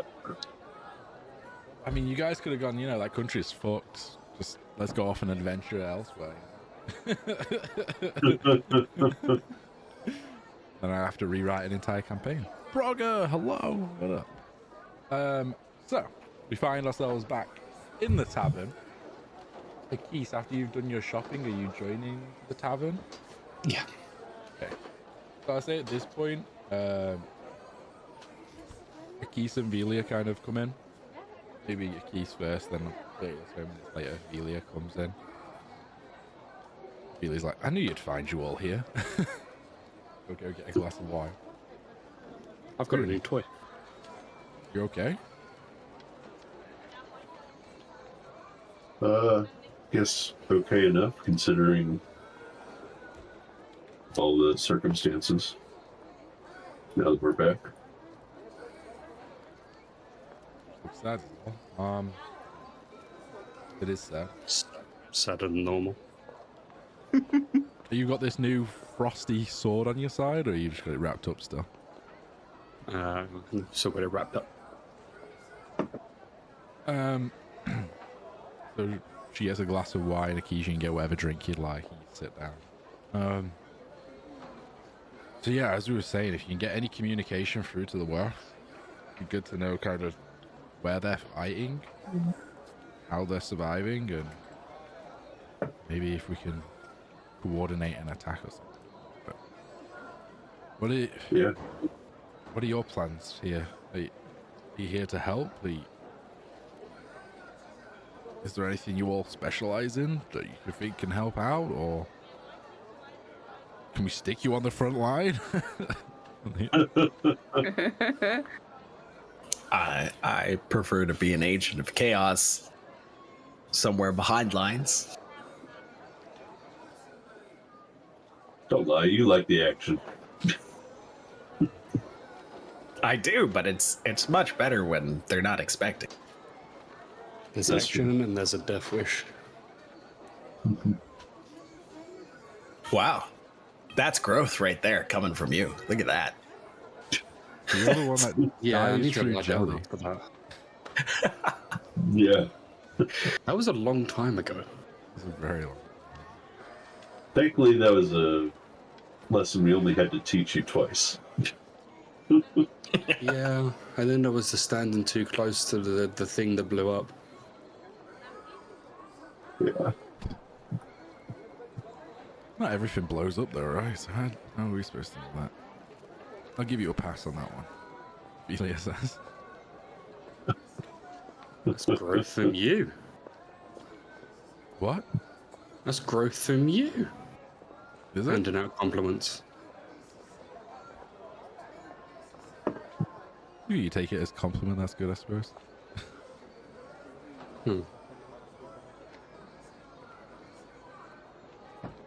Well, I could sure use a sleep. So I think I'm gonna grab a room and pass out. Sure, let me have a word with the innkeep. Rune like stands up and goes to the bar. A few moments later, comes back with like 3 keys and just sets them out. I don't know Nice. how many of them you are. You can have a room to yourself, but well, I know there's 4 of you, 5 of you here, so there'll be Appreciate plenty of beds. Getting a room can be quite taxing, especially with the beast folk around. They've never slept so good, I guess. But yeah, if you do have any ideas on how you can help, or if you're sticking around, your help would be much appreciated. But I don't know what you specialize in other than causing chaos. Well, I feel like, at least for me, we almost owe it to the people here to kind of see through the mess that started while we were here. So not quite sure how or what role I'll play yet, but I'm here to help. It's good, and she like raises her like tankard of ale up. I guess if you're in, I'm in. Well, we're here and we want to stay alive, so we're in this together, I guess. And like just slosh the cups together. Get some sleep. We'll be in the area you found us probably in the morning, if well, at least I might be out, he says. But you'll be able to find us if you need us. Sounds like you've been traveling a little while, so get some rest. They like finish their drinks, stand up to the table. Alder's like, I should probably have left the recruits for too long already. I should probably get back. They're probably at each other's throats. He kind of stands up. Rune gives you like a pat on the shoulder and then like walks out. You're left to your own group's device early, unless you are going to bed as well. I am exhausted. I think I'm just going to go pass out. Got some errands to run in the morning. Well, when we wake up. All right. You all retire to your rooms. Is anyone bunking together? You have 3 room keys. So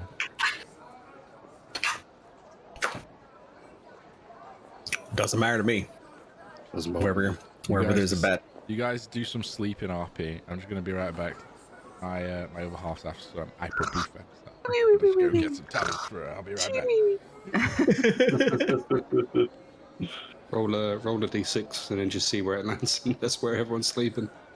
Yeah, fair enough. No one's. Where's Adara? Yeah. We've been in bed for a while. People. I got a 3. I'm in room 1. No, we're bunking together. Roll to see who's the big spoon. I refuse to get to a bed. That burly fellow. I will happily sit on the floor.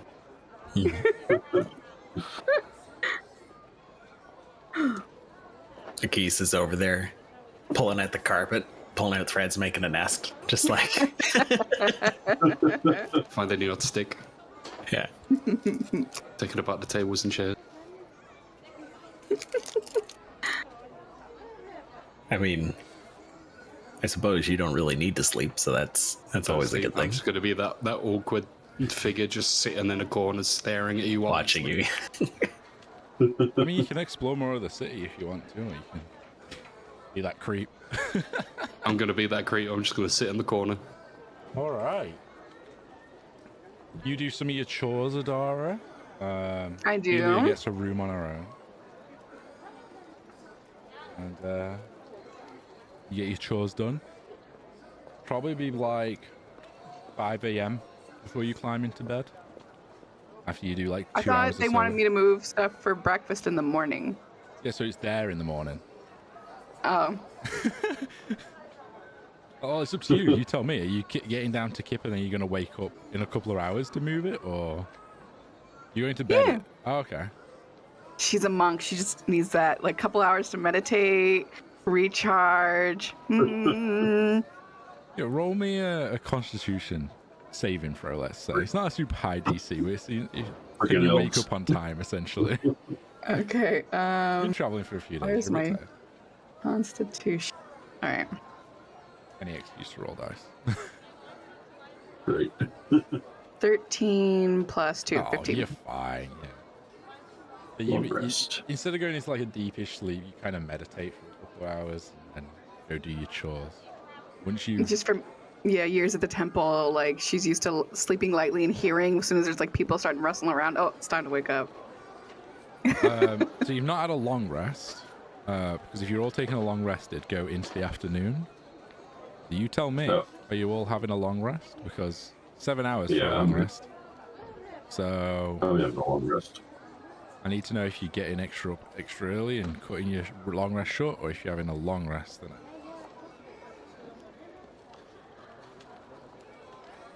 Rune is taking a full long rest. that's fine. So you'll be asleep till about 11, 12-ish. Yeah.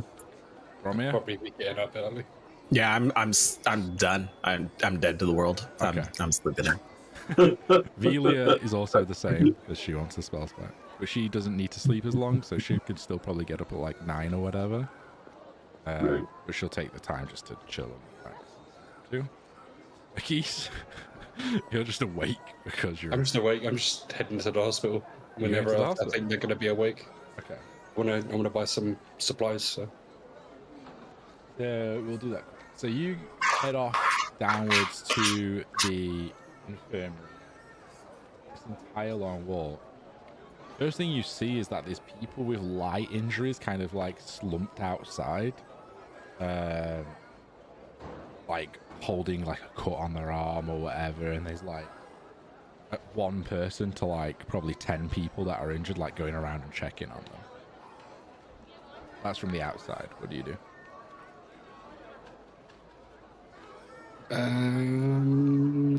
Well, no one appears to be dying, so I'll try and find someone inside. Okay, you go inside. If they can All spare some the beds are supplies. taken in here. There's like the smell of that irony kind of blood smell immediately fills your nostrils. There's like smells of chemicals as well that you've kind of never smelt before. Like stings them. There's still people like bustling around, and no one's really paid attention to you until like a woman that's rosed up like pushes past you. She's like, "Do you need help? Are you injured? What are you doing?" I'd actually want to offer my services, if possible. Maybe get some training. I'm trying to. Why? What you good at? I'm trying to learn alchemy to help my friends in the field. When Many we're out on people the front, here good with medicine. I can lend a Can you hand. stitch a wound? Can you stop bleeding? I can stop someone from dying How? magically. I don't know, I just touch them and they're stable. I don't know, it's weird. Okay. There'll be some uses for that, I suppose. But if they're still bleeding, you still need to stop that. Just watch and don't get in anyone's way. Alchemy wise, I'm not sure. And she just kind of like flutters around. And then as she like flutters off into the corner, she just throws you like some rags, which is like essentially a gown. It looks like I'm cleaning up blood for the day until I find someone that can teach me how to make potions. I mean, what do? Do you scrub up essentially? Do you start asking someone else? This is the first person that's just bumped into you and wanted to know like what you were just stood there looking at or whatever. So she kind of is busy, like. Yeah, I mean, I'm just gonna like scrub shit while I'm trying to look for someone that seems like they're making a potion. Okay, roll me a perception check. Please be high. It's not. I'm gonna be here for like a week. Holy shit! I actually rolled well. 22 for a nat 20. 22. You got a nat 20? Nat 20, Nice. 22. Wow. You take a while, like these clothes, like this gown, you don't really know how it fits. Like, it doesn't really go over your wings. It's not made for someone like you. You try to like fit it on, and it's just this mishmash kind of like horror show of this bird doctor and like old timesy nurse outfit. I am the witch doctor. You just start awkwardly cleaning a place like while listening. The place you're cleaning is already clean, nowhere near someone's bed, and you just like listen and you use kind of that keen hearing, that keen perception that you got, and you hear like the rubbling and like clattering of glassware probably like 30-40 feet away. And it's in like this side little office, so you like walk outside and you go in through the door and you see this kind of like this gnomish fella and this halfling just kind of like rummaging through stuff, like grinding at a mortar and pestle essentially. Hello? Yeah, the lady out there said this is where I could come to find someone to learn alchemy, to help like potions and stuff, help healing. Is that right? Sure, yes. I mean, we don't really. It's like a small office essentially. Like even them barely fit in it. You can watch and try and learn and ask questions. I suppose we've never really had an apprentice here before. Anything I can do to help. Sure. Just don't get in the way. And when we tell you to get something, just get it. They start firing off orders like. They're not necessarily making healing potions straight away. They're just grinding a lot of herbs, but you're like learning the preparation and like the things. Eventually, you might pick up on like how to learn that, but they're very much making stuff that is in need, you know, for like treating the current patients. Not everything in magical world is so just like, here, healing potion, you're fully cured of everything, you know. Just for like role play. They're creating antidotes, they're creating, you know, things for poison, they're creating, you know, splints and that kind of thing. Like, they're doing, like, the whole shebang.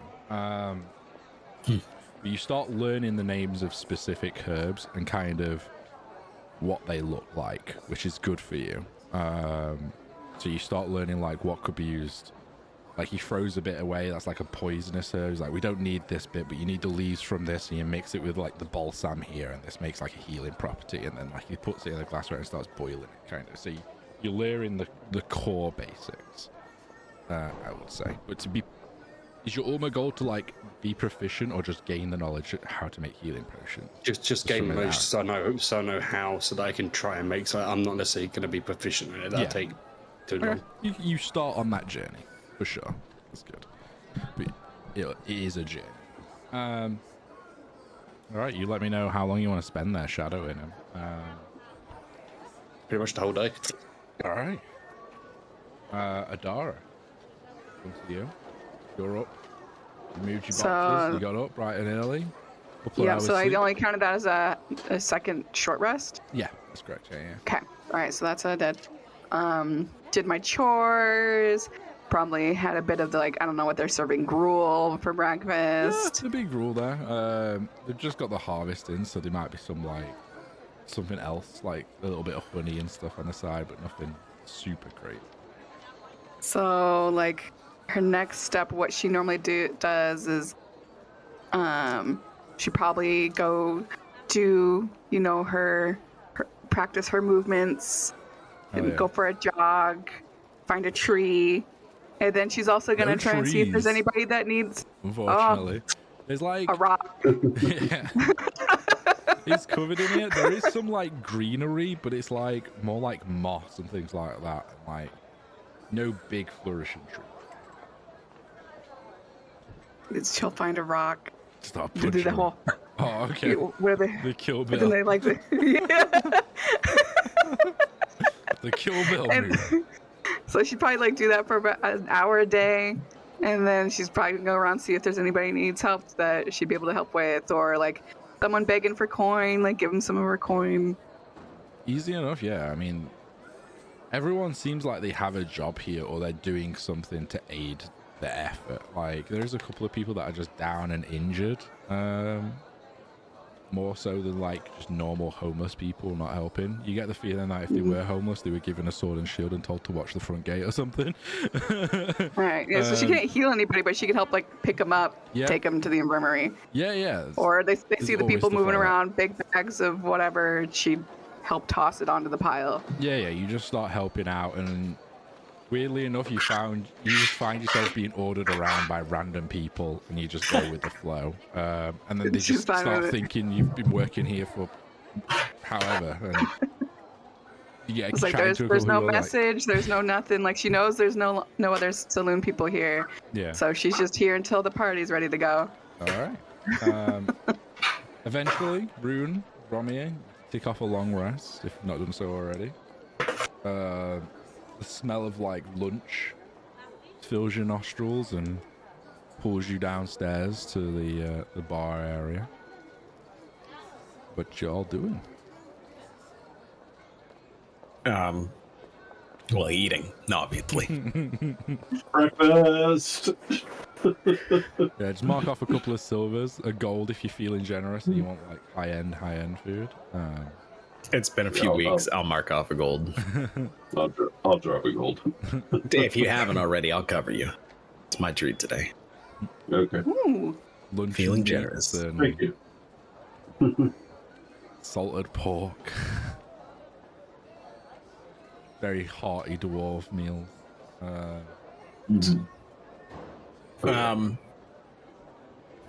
I think where was the across the street the Warriors- trading? What was yeah, it called? It's the Warriors Guild that's taking over the train. It's number 8. Yeah. So I think I want to kind of head over there and just see what's on the go. Yeah. You head over there. You see Calder, you've seen there, and he's kind of got like a hat pulled over his face, and he's just kind of like lightly snoozing, and it looks like they're not currently having drills at the moment. Like it's kind of like a down rest period. There's like people moving around and moving equipment and stuff like that still, but it's not as busy as it was last night. You get the feeling What last kind night of when you equipment arrived, do they have? just like training spears, so they're repairing some of the training dummies and just doing like maintenance work and stuff like that. Just like you were more trained to hit living things. In actual combat, you were just like, here's an axe, go learn. Here it's a little bit alien for you to like, they're just hidden wooden looking people, and how does one learn from this? Almost goes into your mind. But yeah, you get the feeling that last night when you guys arrived late, they were woken up especially to do kind of like a nighttime. Get up, you're getting attacked, do your drills kind of deal. And now they're just kind of like snoozing that off. Interesting. Is there any like, for lack of a better term, like a gym, like weight training, Yeah. any sort of like strengthening? I saw Dar running around, jogging. Yeah, some OE enthusiastic trainees are up and working out, doing push-ups. There's like, instead of the tire, you know, they've got like a cartwheel that they're just like flipping over. Yeah, if there's a spare one, I'll go try my hand at that. Hell yeah. It's heavy. Yeah. It definitely strengthens you up, but you're already like naturally and magically strong. Well, I think so. While I'm doing this, I'm like holding on to my belt, just trying to get a feel for it still. Okay. Can I like strap 2 cartwheels together? Yeah. Just like with some twine or whatever, tie them together. There'll be like some leather straps, yeah. You just like strap them together and make it double the weight, and like you gain like a little bit of a crowd, like, oh wow. And you just like work it out, sweating. Calder like lifts his like cat up a little bit. Watch him. And just goes back. Recognizes that he's someone that they could learn a thing or two from, I suppose. And yeah.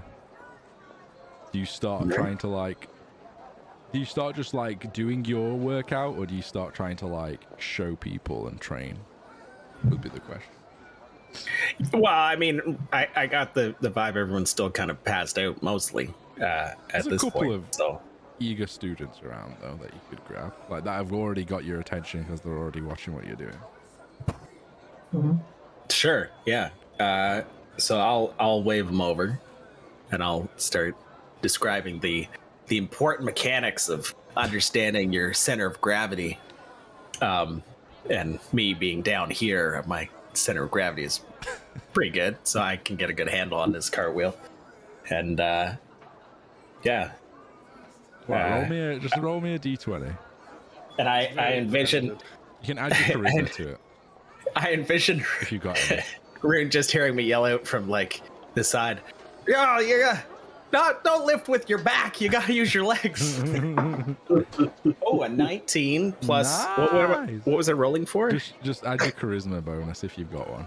I don't know if you do. Your raw charisma. Charisma. -1. 18.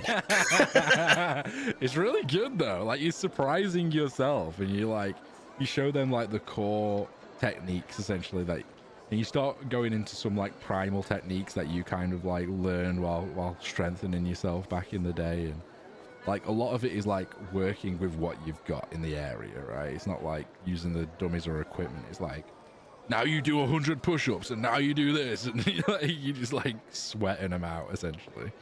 And it's like, I don't know, how into it do you do any like tribalistic roaring or barbarian raging in the mix of it, or? Oh yeah, let's go full force. In fact, I feel like, because I'm so bothered by the how would I say, not mechanical, but it's very, as you said, right, with all the wooden dummies, and it's like, I don't know, you don't have to be alert while you're doing it. So someone will, as someone's going to like lift something, I'll kick their feet out from underneath them. And just, like, you always gotta be alert. Wait, how could you let that happen? You gotta be aware of your surroundings. Yes, sir. Yes, come from anywhere. Yeah. It's this like human guy, and he's just like, yes, sir. I know. I'll be alert from now on. 100%, 110% focus. And he's like trying to lift the fucking weight off him. Nerd holla, hey. Perfect. So you're working there, Rune. What are you doing, my friend? Trying to figure out the best way to communicate with Port Trustin.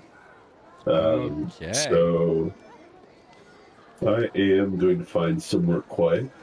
Kind of hard at the moment, but yeah, where do you go in the city?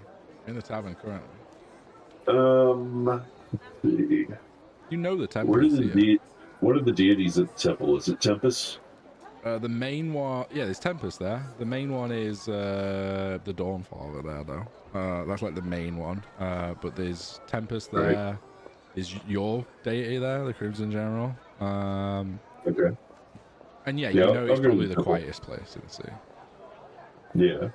Yeah, I'll go to the temple and kind of introduce myself and try to find a quiet area where I can perform some rituals. Yeah. But they'll have like a room that they can just offer you. Where you can do it in front of like the figure of your deity. Either way to you. I'll do it in front of the figure of my deity, in front of the general. Yeah. I am going to, so I will set up my dragon chest set and kind of in place, the piece that represents me, which is the original one that I carved with Darian. You I'll set place it up it kind of almost on in a the. method that the statue is your opponent. And you like drag a table over in front of the statue and you kind of set it up in that way.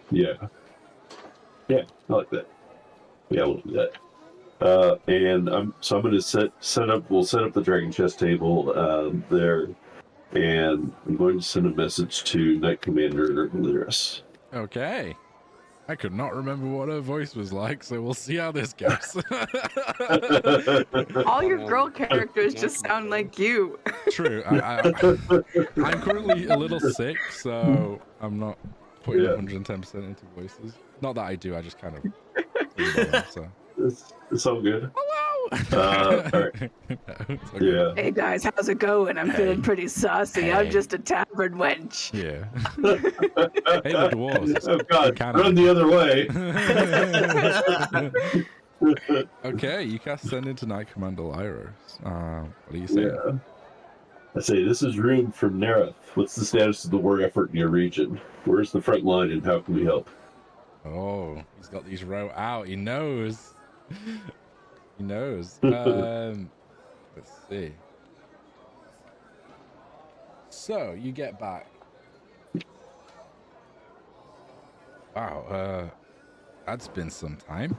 I'm alive, barely. We're holding out at our gates. It's bad. That's what you get back. Okay. All right. And that was at Port Trusted, right? That's Port Trust. Okay. And the second one, I'm going to. So unfortunately, I can't just reply to the same one over and over. Unless you're a warlock. Can you not? No, it's just a one-way message and then a response. It's not just an open channel. Yeah, you'd have to cast the same spell to the same person again. Yeah. Yeah. Yeah. Yeah. All right. So at least they're alive and holding. Next message is going to be towards the capital. I'm gonna send a message to Scholar Sagridas. He helped us find some information on the Bone Devils. Ooh. Refresh myself. Let's see. Sorry. Scholar Sagridas. He watched the library and helped us gain access to the information about the Underdark. Yeah. I have a feeling his voice is going to be the same too. He is going to be the same.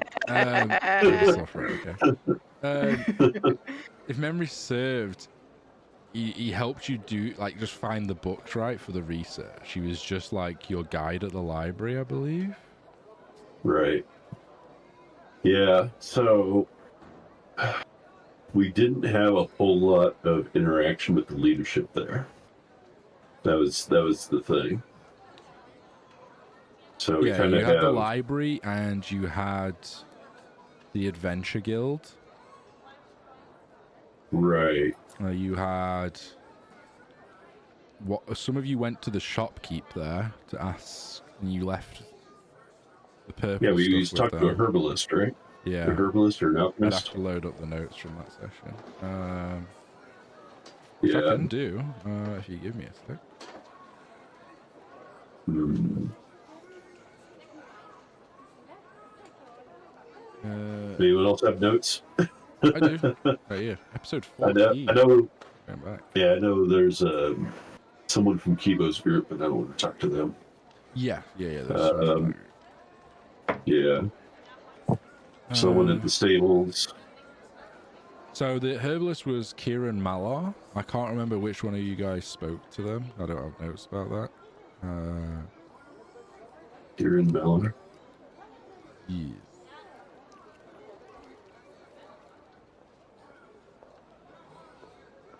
And you just basically spoke to the receptionist at the Adventure Guild and got. They were basically hiring everyone that came through the door to try and find the printer. Yeah.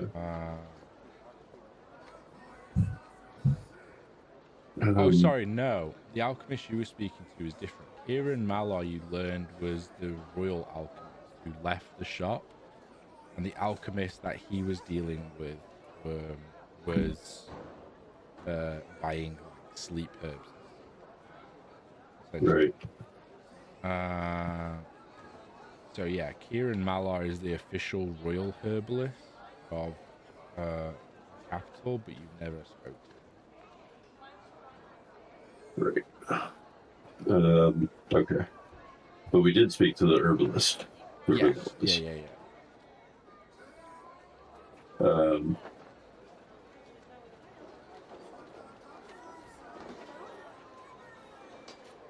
Yeah, I'm going to send a message to the herbalist. They might know more information than the scholar. Okay. Just because of their professions. And I'm going to send the same thing, I think. Actually, let's see. Oh,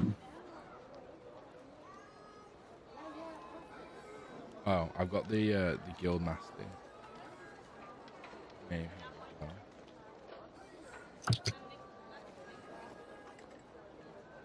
Yeah, Guildmaster might be better. The guild master you just learned was called Regulus. Regulus? Yeah.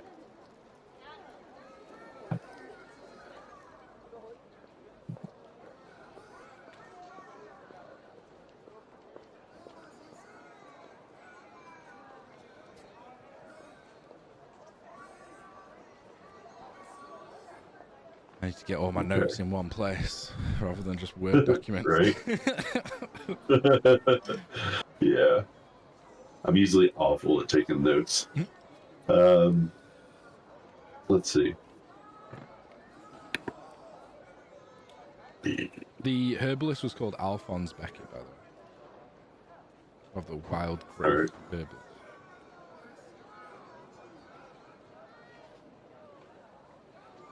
And I believe you were the one that went.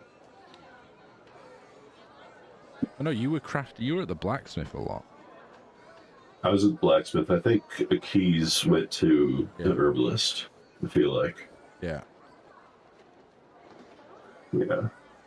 So I'm going to send a similar message to Regulus. Okay, the guildmaster, yeah. Yeah. So I'm going to say, this is Rune from Narroth. How's the war effort in your region? And where's the front line? And how is the leadership? I'll phrase the end as that. You do not get a response. Okay. She might have not survived. I'll try the herbalist the next with the same message. Okay. Do not get a response.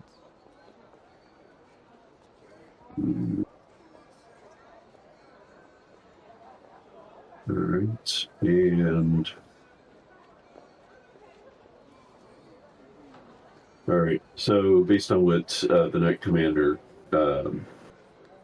told me, I kind of I think the capital's gone. Huh? That or I don't know enough people.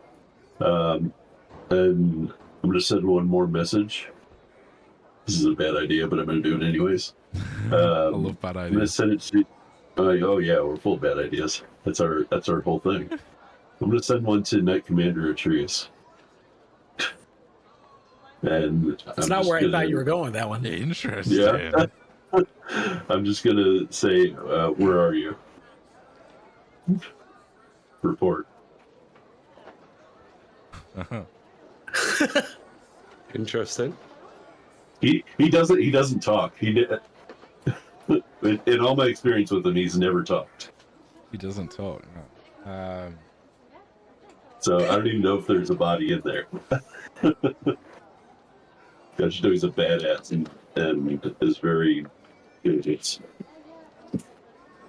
What do you say?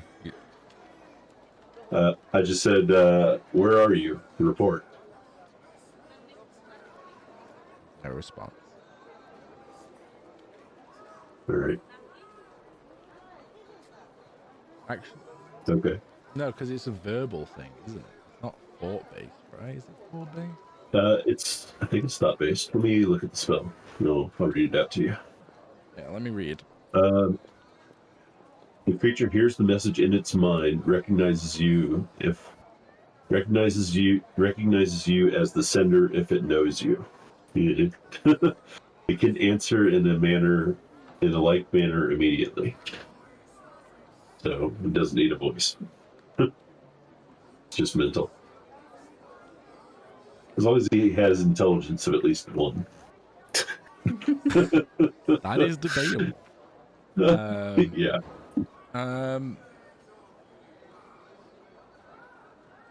For flavor, I'm gonna say roll me a wisdom save. Of course. All right. Let's see how this goes. Come on, no whammies. Hey, it's pretty good. 23. 23. Okay. You feel the spell send,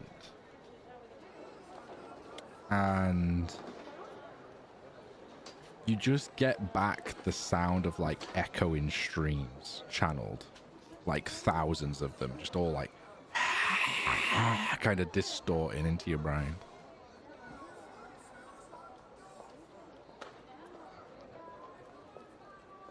What the hell does that mean?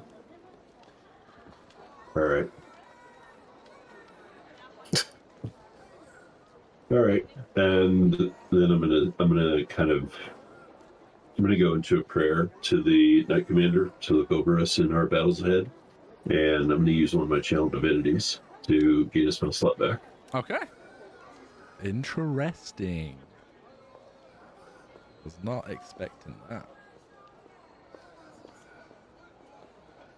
It's conversing with the enemy. Kill him.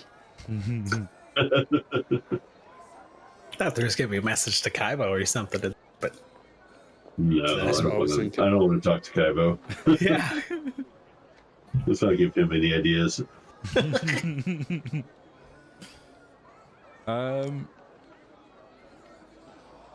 Yeah.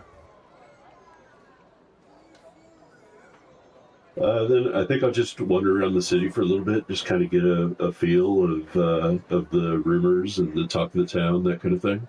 See how people are feeling, other than just seriously depressed. Yeah, it's just anxious, really. Like, a lot of people have not like left the city in a long time because it's not safe to do so, and the only ones that kind of do go out are the people that are actually fighting. It's very much like, you know, they see people go out and they just come back injured or not at all, and it's just like an endless cycle of that for the last year or so. And there's just the unwelcomeness now that, you know, they've had the beast men of Eurasia as their enemy for years and years and years, centuries essentially at this point.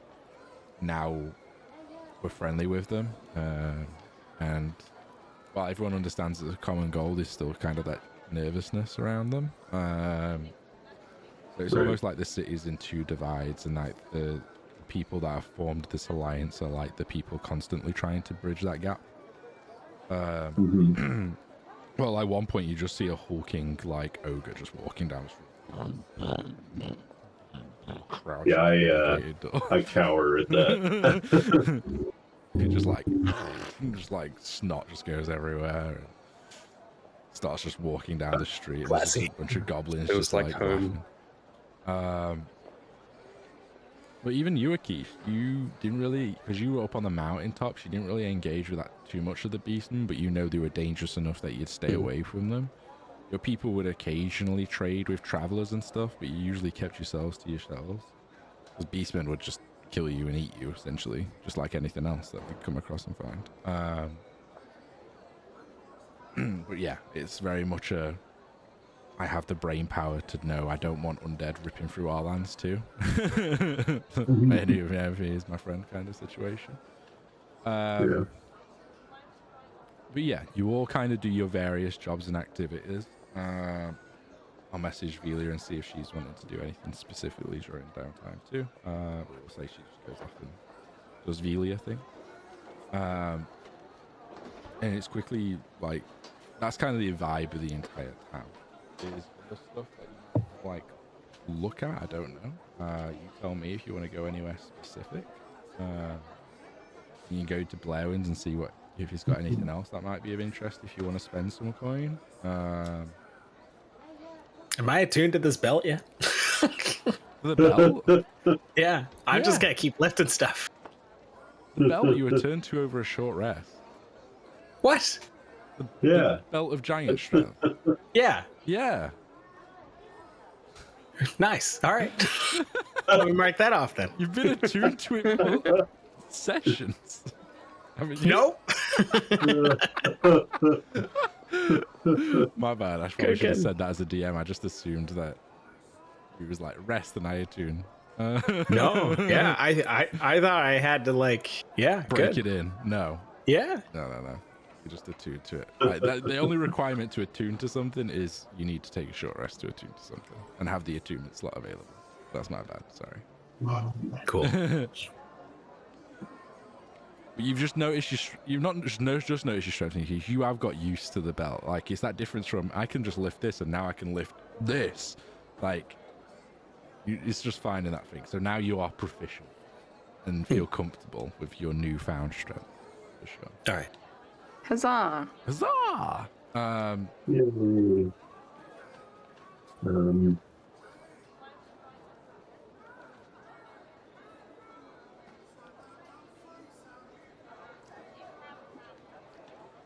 I suppose I do have a battle axe thing in my backpack that I should sell. Yeah, you could do some selling. I can go through what is in the shop if you guys are interested, just to save time. So there's still a short sword of Frostbrand. The shield in there is called a Sentinel shield, although that's very expensive. Yeah, I don't have loads of gold. Otherwise, I might be interested in that.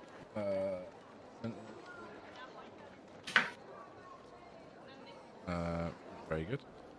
There's a couple of magic scrolls which I'll go through with Velia, and then there's a pair of sending stones as well. The sending stones will sell for 2,000 gold. Damn. If only we hadn't spent all our gold. Right. What did you just all spend your gold on? This belt. And you all have... I don't remember what Rune spent it on. Oh, Rune spent it on spell components. Before you had like quite a bit of gold Casters. still from Felwyn though, or is it in Felwyn? Yeah, didn't you guys Bank? get I think it's in the bank. No, we took it out. Took up money out. Oh. I don't know if you had. That's how I was able to out. afford that fancy rapier. No, do not I only manage have I only have 250. So you Yeah, because you bought a bunch of diamonds and stuff, right? Yeah. okay? Yeah, I got a bunch of diamonds and spell components for the 5th level spells. Right. Okay. Yeah, I guess what we're getting at here, Paul, is we gotta find some work. Yeah. I mean, there's Broke. dead people everywhere. You know, you can You become corpse robbers. They might have money. Yeah. Right. Like hunt some dead people, and we say, hey, if we bring back, like some severed ears, how much are you going to pay us per ear? Don't I have like brought back that. 20 years Femurs. of dead people. Here's 20 femurs from skeletons we have slain in the open wilds. How much is this worth? It's very much on you guys. What? You're not being shoehorned into like a battle situation here. Everyone's kind of volunteered their services in whatever way in this area because it's just a scramble to survive. So it's very much a what do you guys as a group feel is the best way to contribute? Like, I'll throw some examples over there just to get your brains ticking. So do you want to see if you can get to the other side of the country and get some hands-on information? Do you want to try and infiltrate the capital and get information? Or is that a bad idea? Do you want to go onto the front lines and fight and go directly with the war effort that way? Do you want to go talk to the elves in the north and see if you can broker anything that way? There's still like a lot of angles you guys can go to. It's what you kind of want to do. Yeah. I'm very much itching to kill things. I'll throw plot hooks at you out of character, a bit meta. I'll throw plot hooks at you left and right. But right now you're in that kind of status. I'm asking you as DM in the group, what do you guys think you want to do? Is there a bounty board in town? Like a missings, like a flyer thing where people just... Yeah, I want to go check that out. Like people... You go over to the wall, and it's the majority of it is missing posters from people. It's very sad. Right. But if you look through it all, like you can find like missing cargo shipment was supposed to be delivered on this date. We'll pay for it to be returned. Kind of quest. We're gonna do some like odd end jobs, but most of it is like going out of the city and potentially doing stuff. Everyone that's working currently in the city is doing it to survive, essentially. There's not much like, I will be a bartender for 2 days and earn 20 gold kind of jobs. Right. It's very much like we need people to go out of the city, risk their lives because I've lost something or someone or whatever. Okay.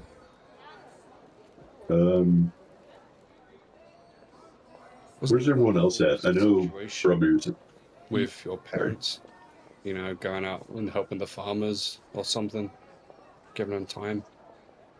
Maybe look into that. Yeah, that's what Runa was saying. She wanted to take the trainees out and get them field experience, essentially. I mean, we could chaperone. Might be a good opportunity to get them some actual training. Yeah, we can join it. Wooden dummies. I'd be down for that.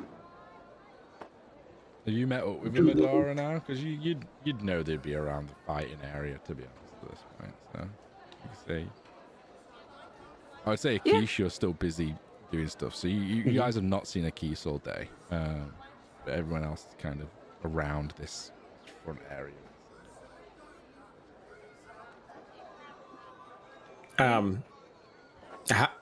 Let's assume I've found a place I can sell this battle axe. What Is it just what's a it go standard for? battle axe or is it magical? No, it's just standard. It's like my starting battle axe that I've carried with me forever. It's memento. Just look Bit at battle on the that. look at the price in the player's handbook and just All right, sounds good. if it could be like 50 gold or something. I don't know. So yeah, you go into the training area and Calda, Runa just kind of walks in. She's tired, like she's been up all night. Calda's started to wake up and stir now. He's just like, and like most of the trainees are out and gathered around Bromir, and it's caused kind of like his grunting and loud, like yeah, has kind of attracted them, but also you guys. Like you just instantly know where he is, so you've gone over. I'm also cheering. Yay! I say, Keith, you're probably on a break at the moment. Just like knowledge overload, scrambled brain. You've got all these different plants and herbs floating around in your head now. You're just like, I need a break, and you've just gone over to find out where everyone is. Weird commotion of Bromir. So everyone's in one place in the Warriors Square at the moment. So, Dad, can we get these guys out here yet? I think just getting some fresh air into them and getting them to see how fucked up everything is out there and just giving them some actual hands-on experience would be good. Yeah, certainly better than this stationary crap. Not that you asked my opinion, just saying. Are you volunteering, Bromir? You volunteering for a duel? I'm just saying, I think it would be good for the group. And a little fun while we're at it.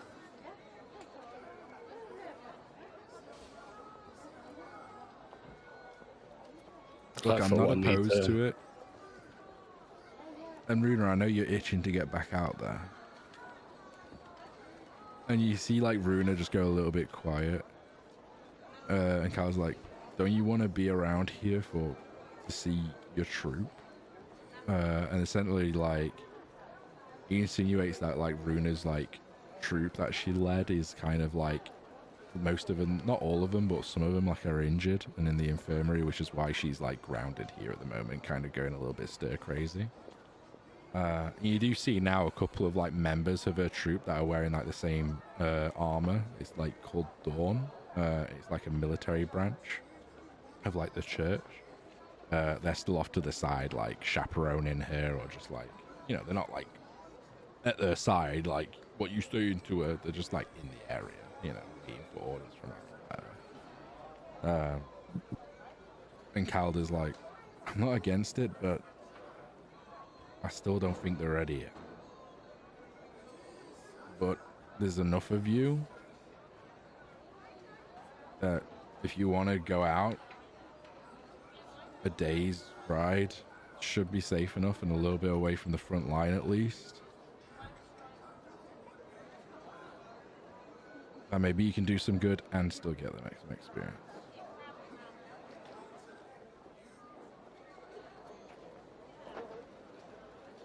Well,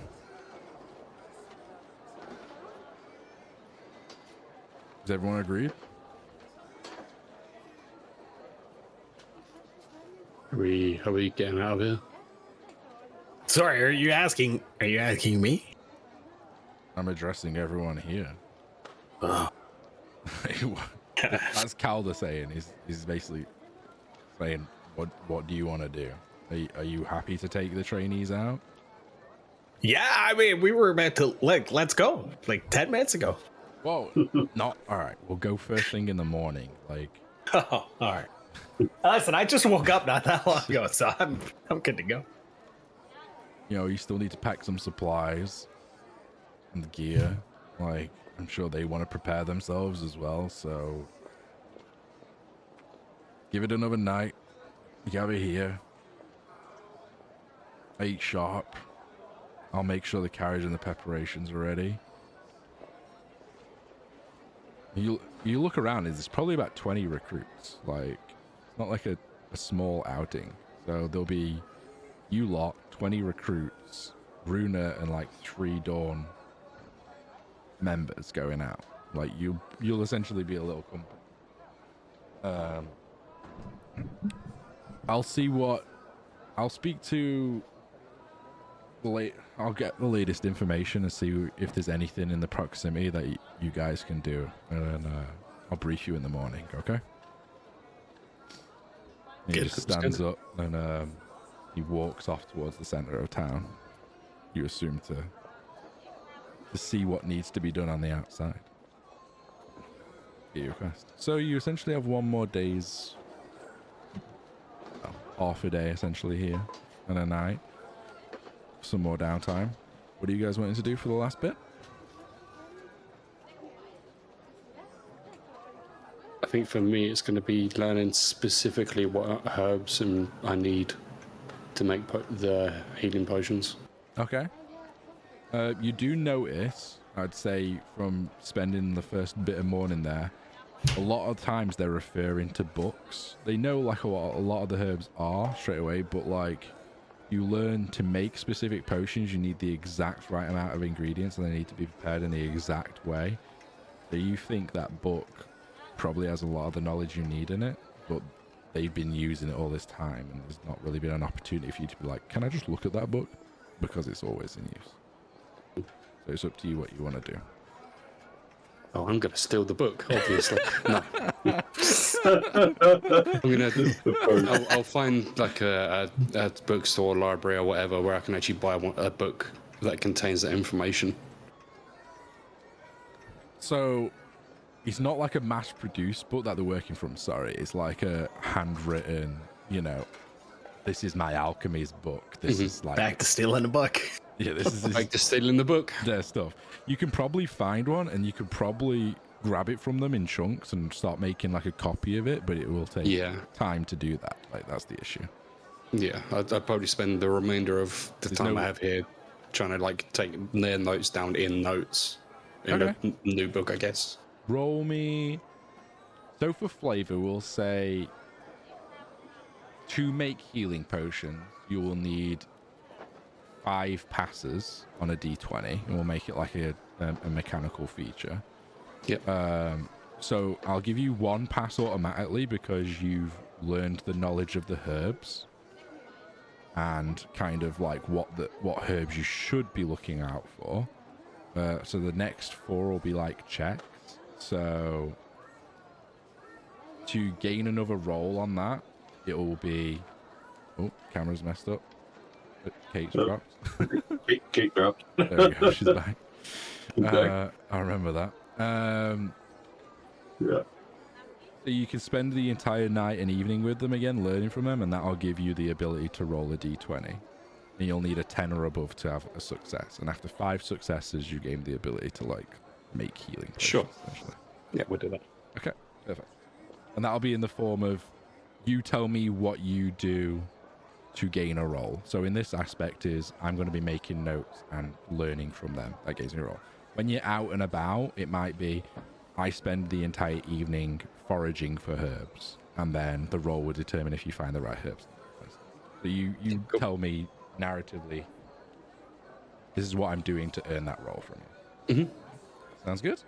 All right. Yeah. So we'll do that roll now, since that's what you're doing for the rest of the evening. So roll me a d20. Failures also don't mean you'll never be able to hear it, like learn it. It just means it'll take longer. 16. Broke. 16. That's a success. Yeah. You have 2 successes. Happy days. Romeo, what are you doing for the rest of the evening? You just Yeah, well, Where are you at, Romeo? not working out. still working You're out, done? full day workout. No, I'm. Or would you be Yeah. in the tavern? No, I think now is when I'll probably hit up the baths. I had no problem going directly into the inn covered in guts and ordering food. That was fine, but I want to hit the morning refreshed and with it. So get myself cleaned up. Immediately as you go into the bath, you just see this like thick dirt layer just kind of come off you and start like polluting the rest of the bath. Some people are like looking at you like moving away. I'm just gonna be there like just, Yeah, it's nice enough. Like it's warm, clean somewhat, and yeah, you enjoy an evening of pamper. nice. Rune, what you do? We'll see who's over at the trading yard. Dara's Is over there. Runa still over there? Sorry, is who over there?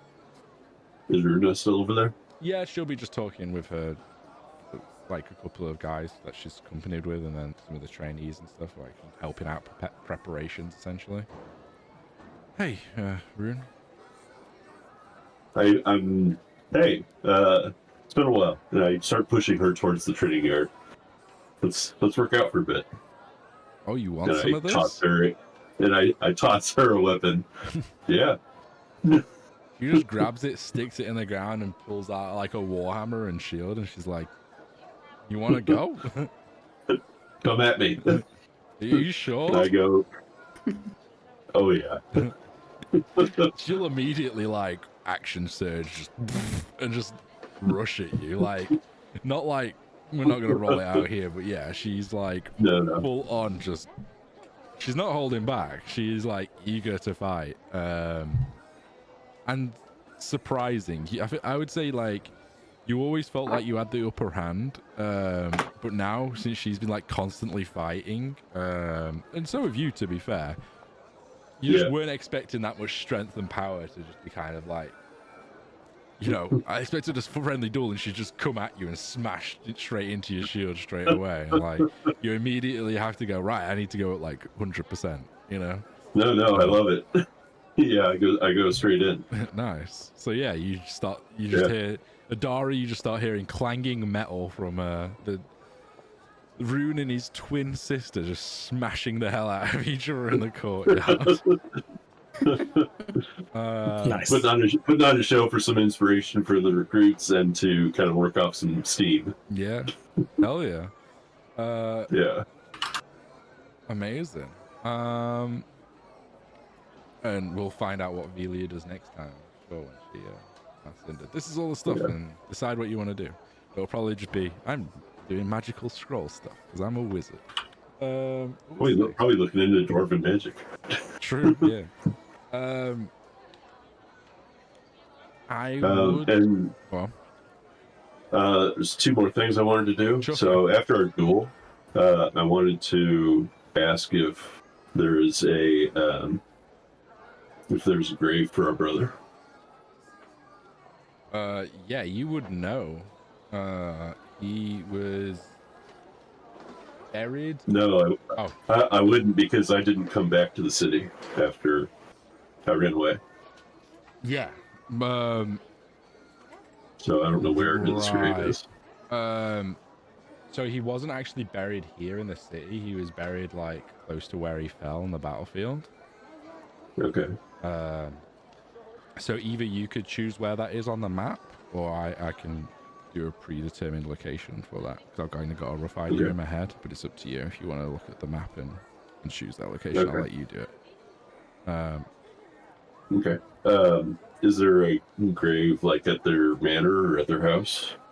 Like a gravestone? Yeah, so they have essentially like a place to honor his soul and stuff set up in their house.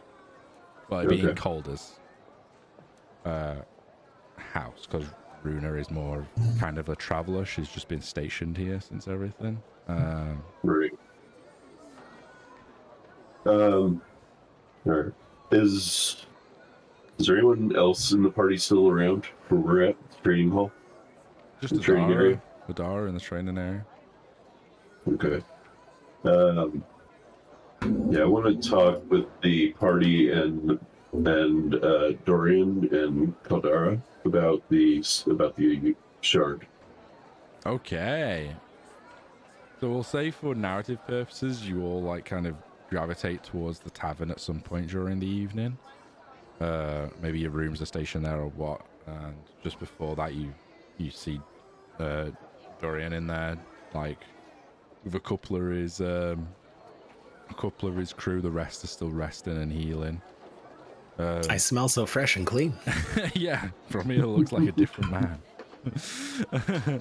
But he waves you all over and he's like, join us at the table. And they like buy you a round of drinks for essentially saving their asses. I know it's not much, but here. And some jugs go down in front of you. Dorian says, won't be long before we're heading out again. What are your guys' plans, essentially? Well, I think tomorrow we're going to help with the new recruits and see if they can help them get some real battle experience. That'll be really, really good. We're moving back closer to the front line. Now we've done our mission to help secure the a caravan of farming goods. I need to be closer to the front line so I can better help out.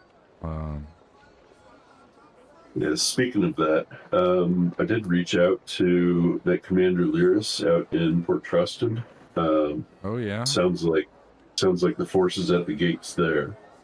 Oh, okay. And things are pretty dire.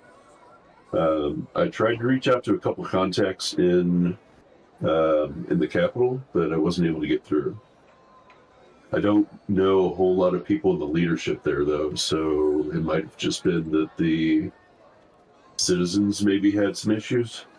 So I don't want to say the capital's lost, but it's a possibility. Shit. That's not what I wanted to hear. I know. I'll pop the alchemy drug. What you popping in it? I'm pouring out the good beer. Okay. Good ale. Nice. Yeah. We'll start pouring some for everyone. Yeah, just heavy drinking. Roll me another perception check, actually, Ren, as well. Okay.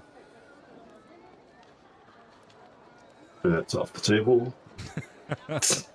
It did fell off the table. Perception 23. 23.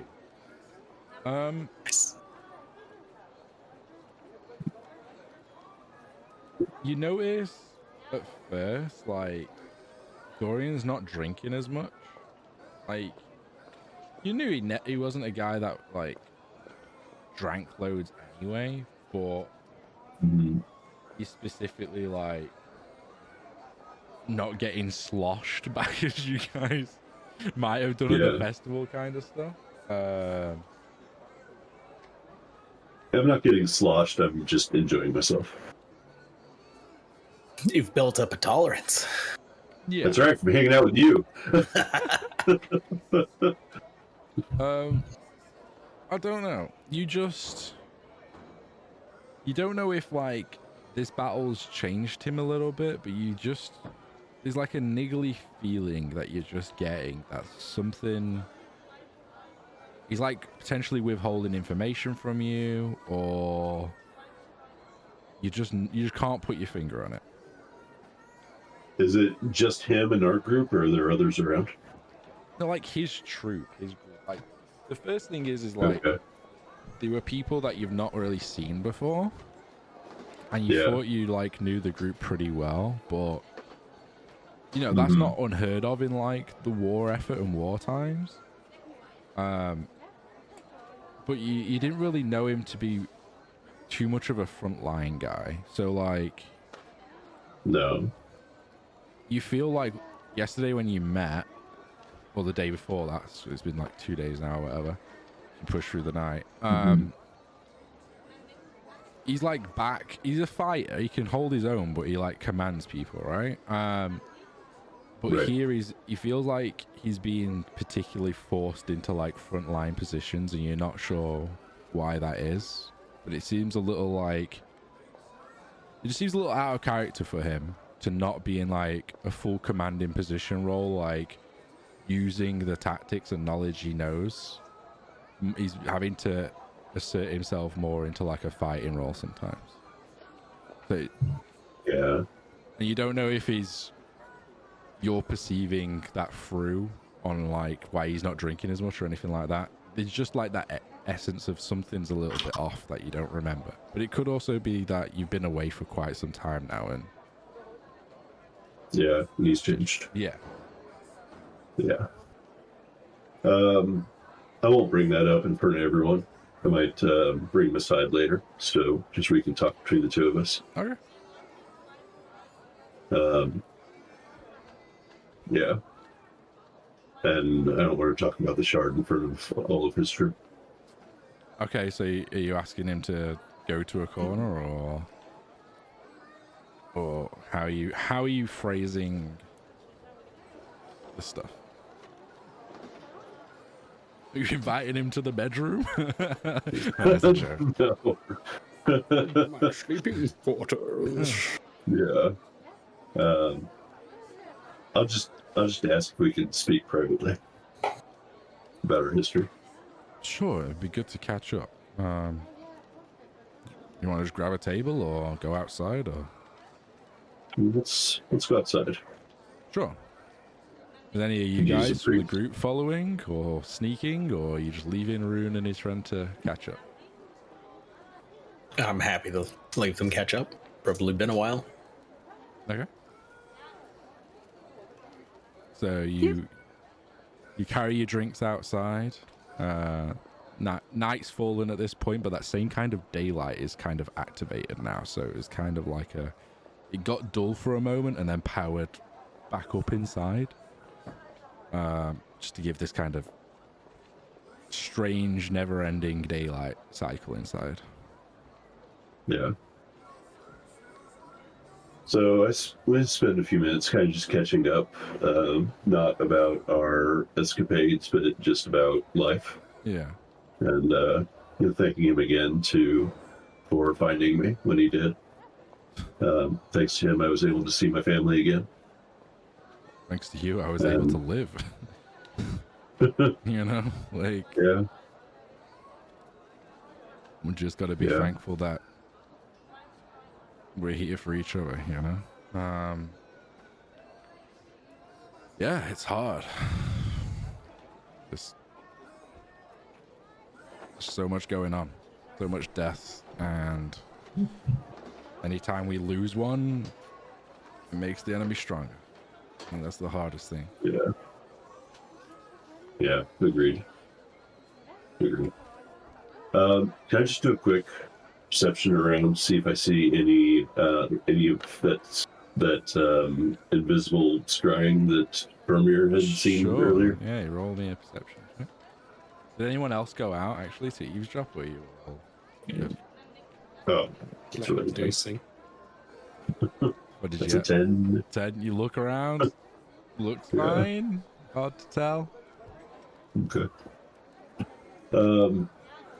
During our time with me and my new party, we found a shard.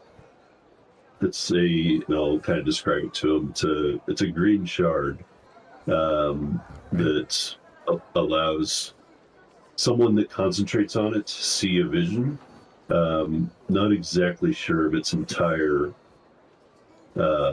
purpose or intent, but and I described the vision that I had when I saw the Crimson General and the army that was in the horizon, and about the night that she was battling on the board, and about how she said I wasn't ready yet.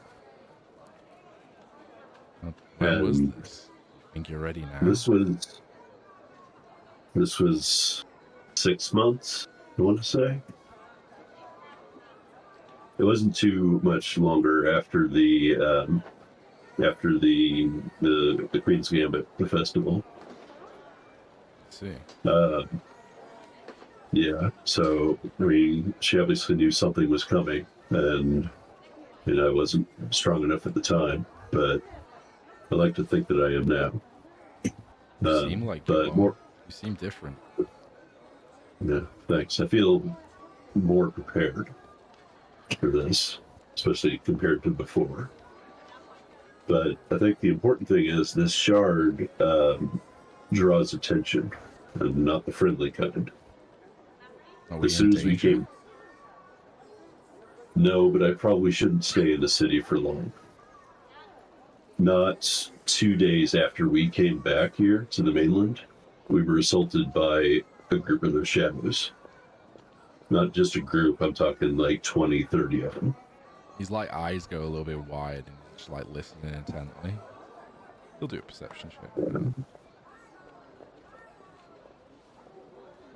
Well, that's why they've got this daylight spell running in here.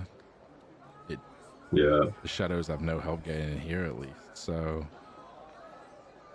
that might. that's good. That's real For good. now, it might be the best place to be here. But yeah, Yeah, there is a very inherent risk that we're putting everyone here in danger, if that is the case. Why do they? Yeah. Are they after this I crystal, imagine- or I think so. why? I think they are after this crystal, and that's a good question. I don't know why. It was found underneath the what was the name of that town up north of Port Troston? Stalwart. Yeah, it was found in a ziggurat underneath the mountain there. Um, so some well hidden piece of history. Um, so we have it hidden away, but the forces that be seem to still be able to locate it, and more importantly, us. So I'm going to start see. keeping that daylight spell prepared. Luckily, I have that in my arsenal now. That's But good. yeah, How long does it I last just for don't again? know the 10 minutes or something? an hour maybe. I mean, that's still good enough. Gives a short reprieve, but yeah.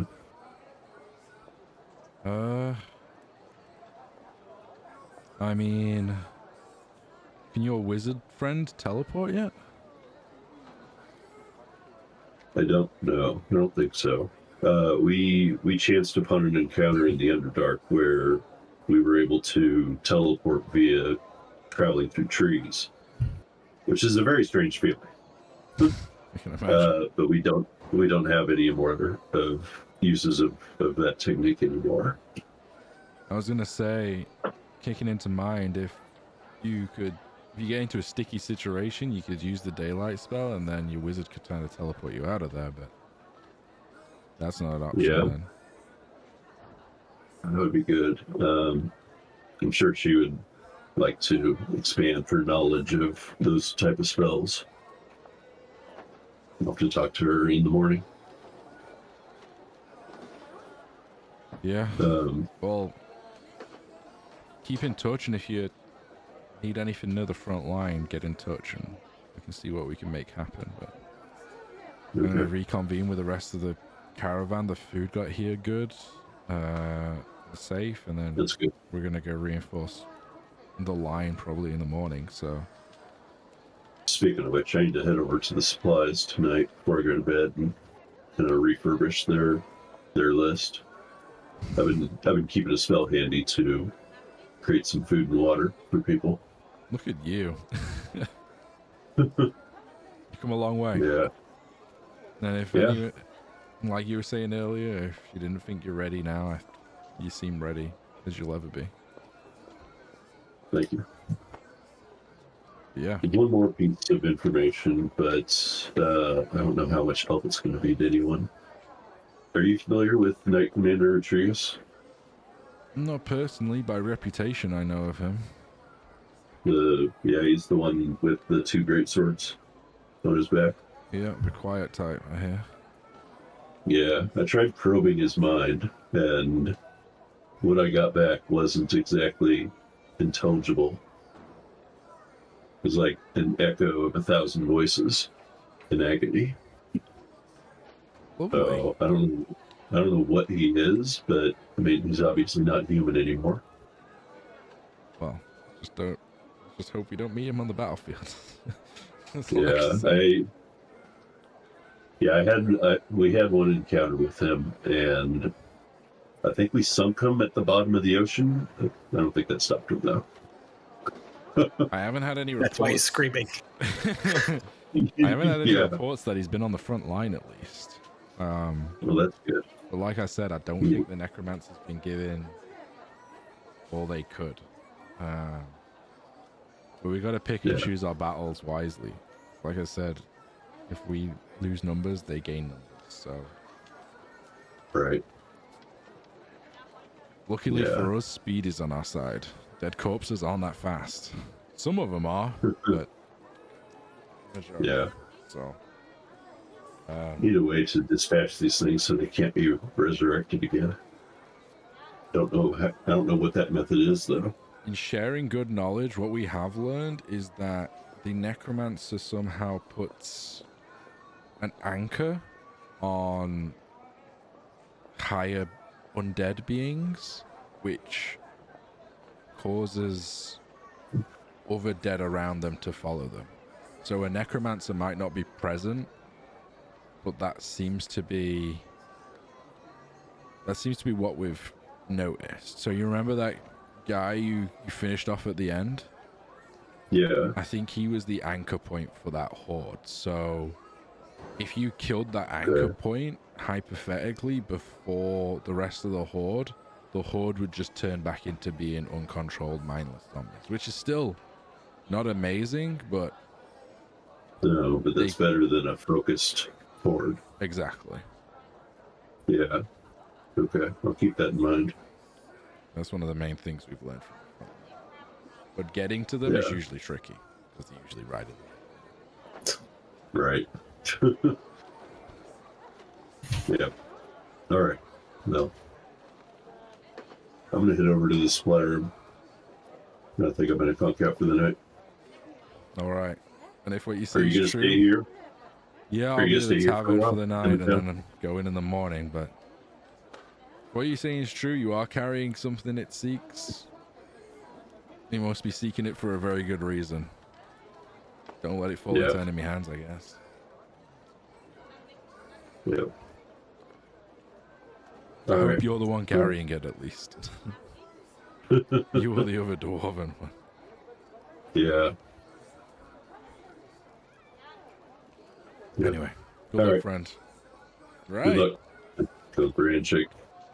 That's where we'll wrap it up for this evening, I think, guys. Sorry, went a little bit over there, but some good RP-ness at the end. So good. Some what? Good RP-ness. RP-ness. Oh my god. Oh my god. So yeah, you'll be going off next session to train up some recruits and seeing what else you find on the front line, and who knows, maybe you'll start robbing some dead for some coins so you can buy some extra magical items. I don't know. Right.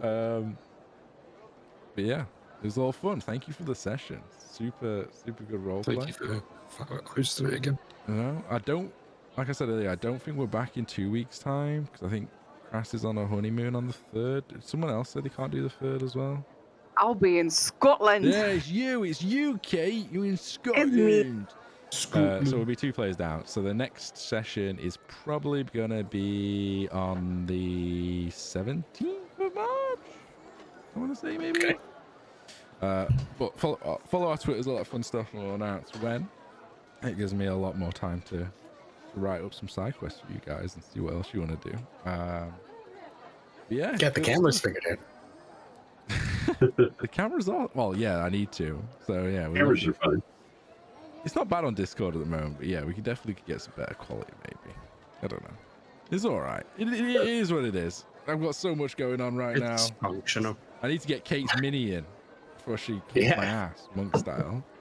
Yeah. I'm going to do it right now, okay? I'm going to do it. Don't bully me. Just punching them. Just punching them. As always, if you guys want to loiter around and chill, I'll be around in a chat. Well, I'll be around in here just to chat to you guys. I'm just going to run the outro for the stream. So, stream, thank you so much for watching. Have a good one. Bye-bye, bye-bye, bye-bye, bye-bye, bye-bye. Bye. Bye.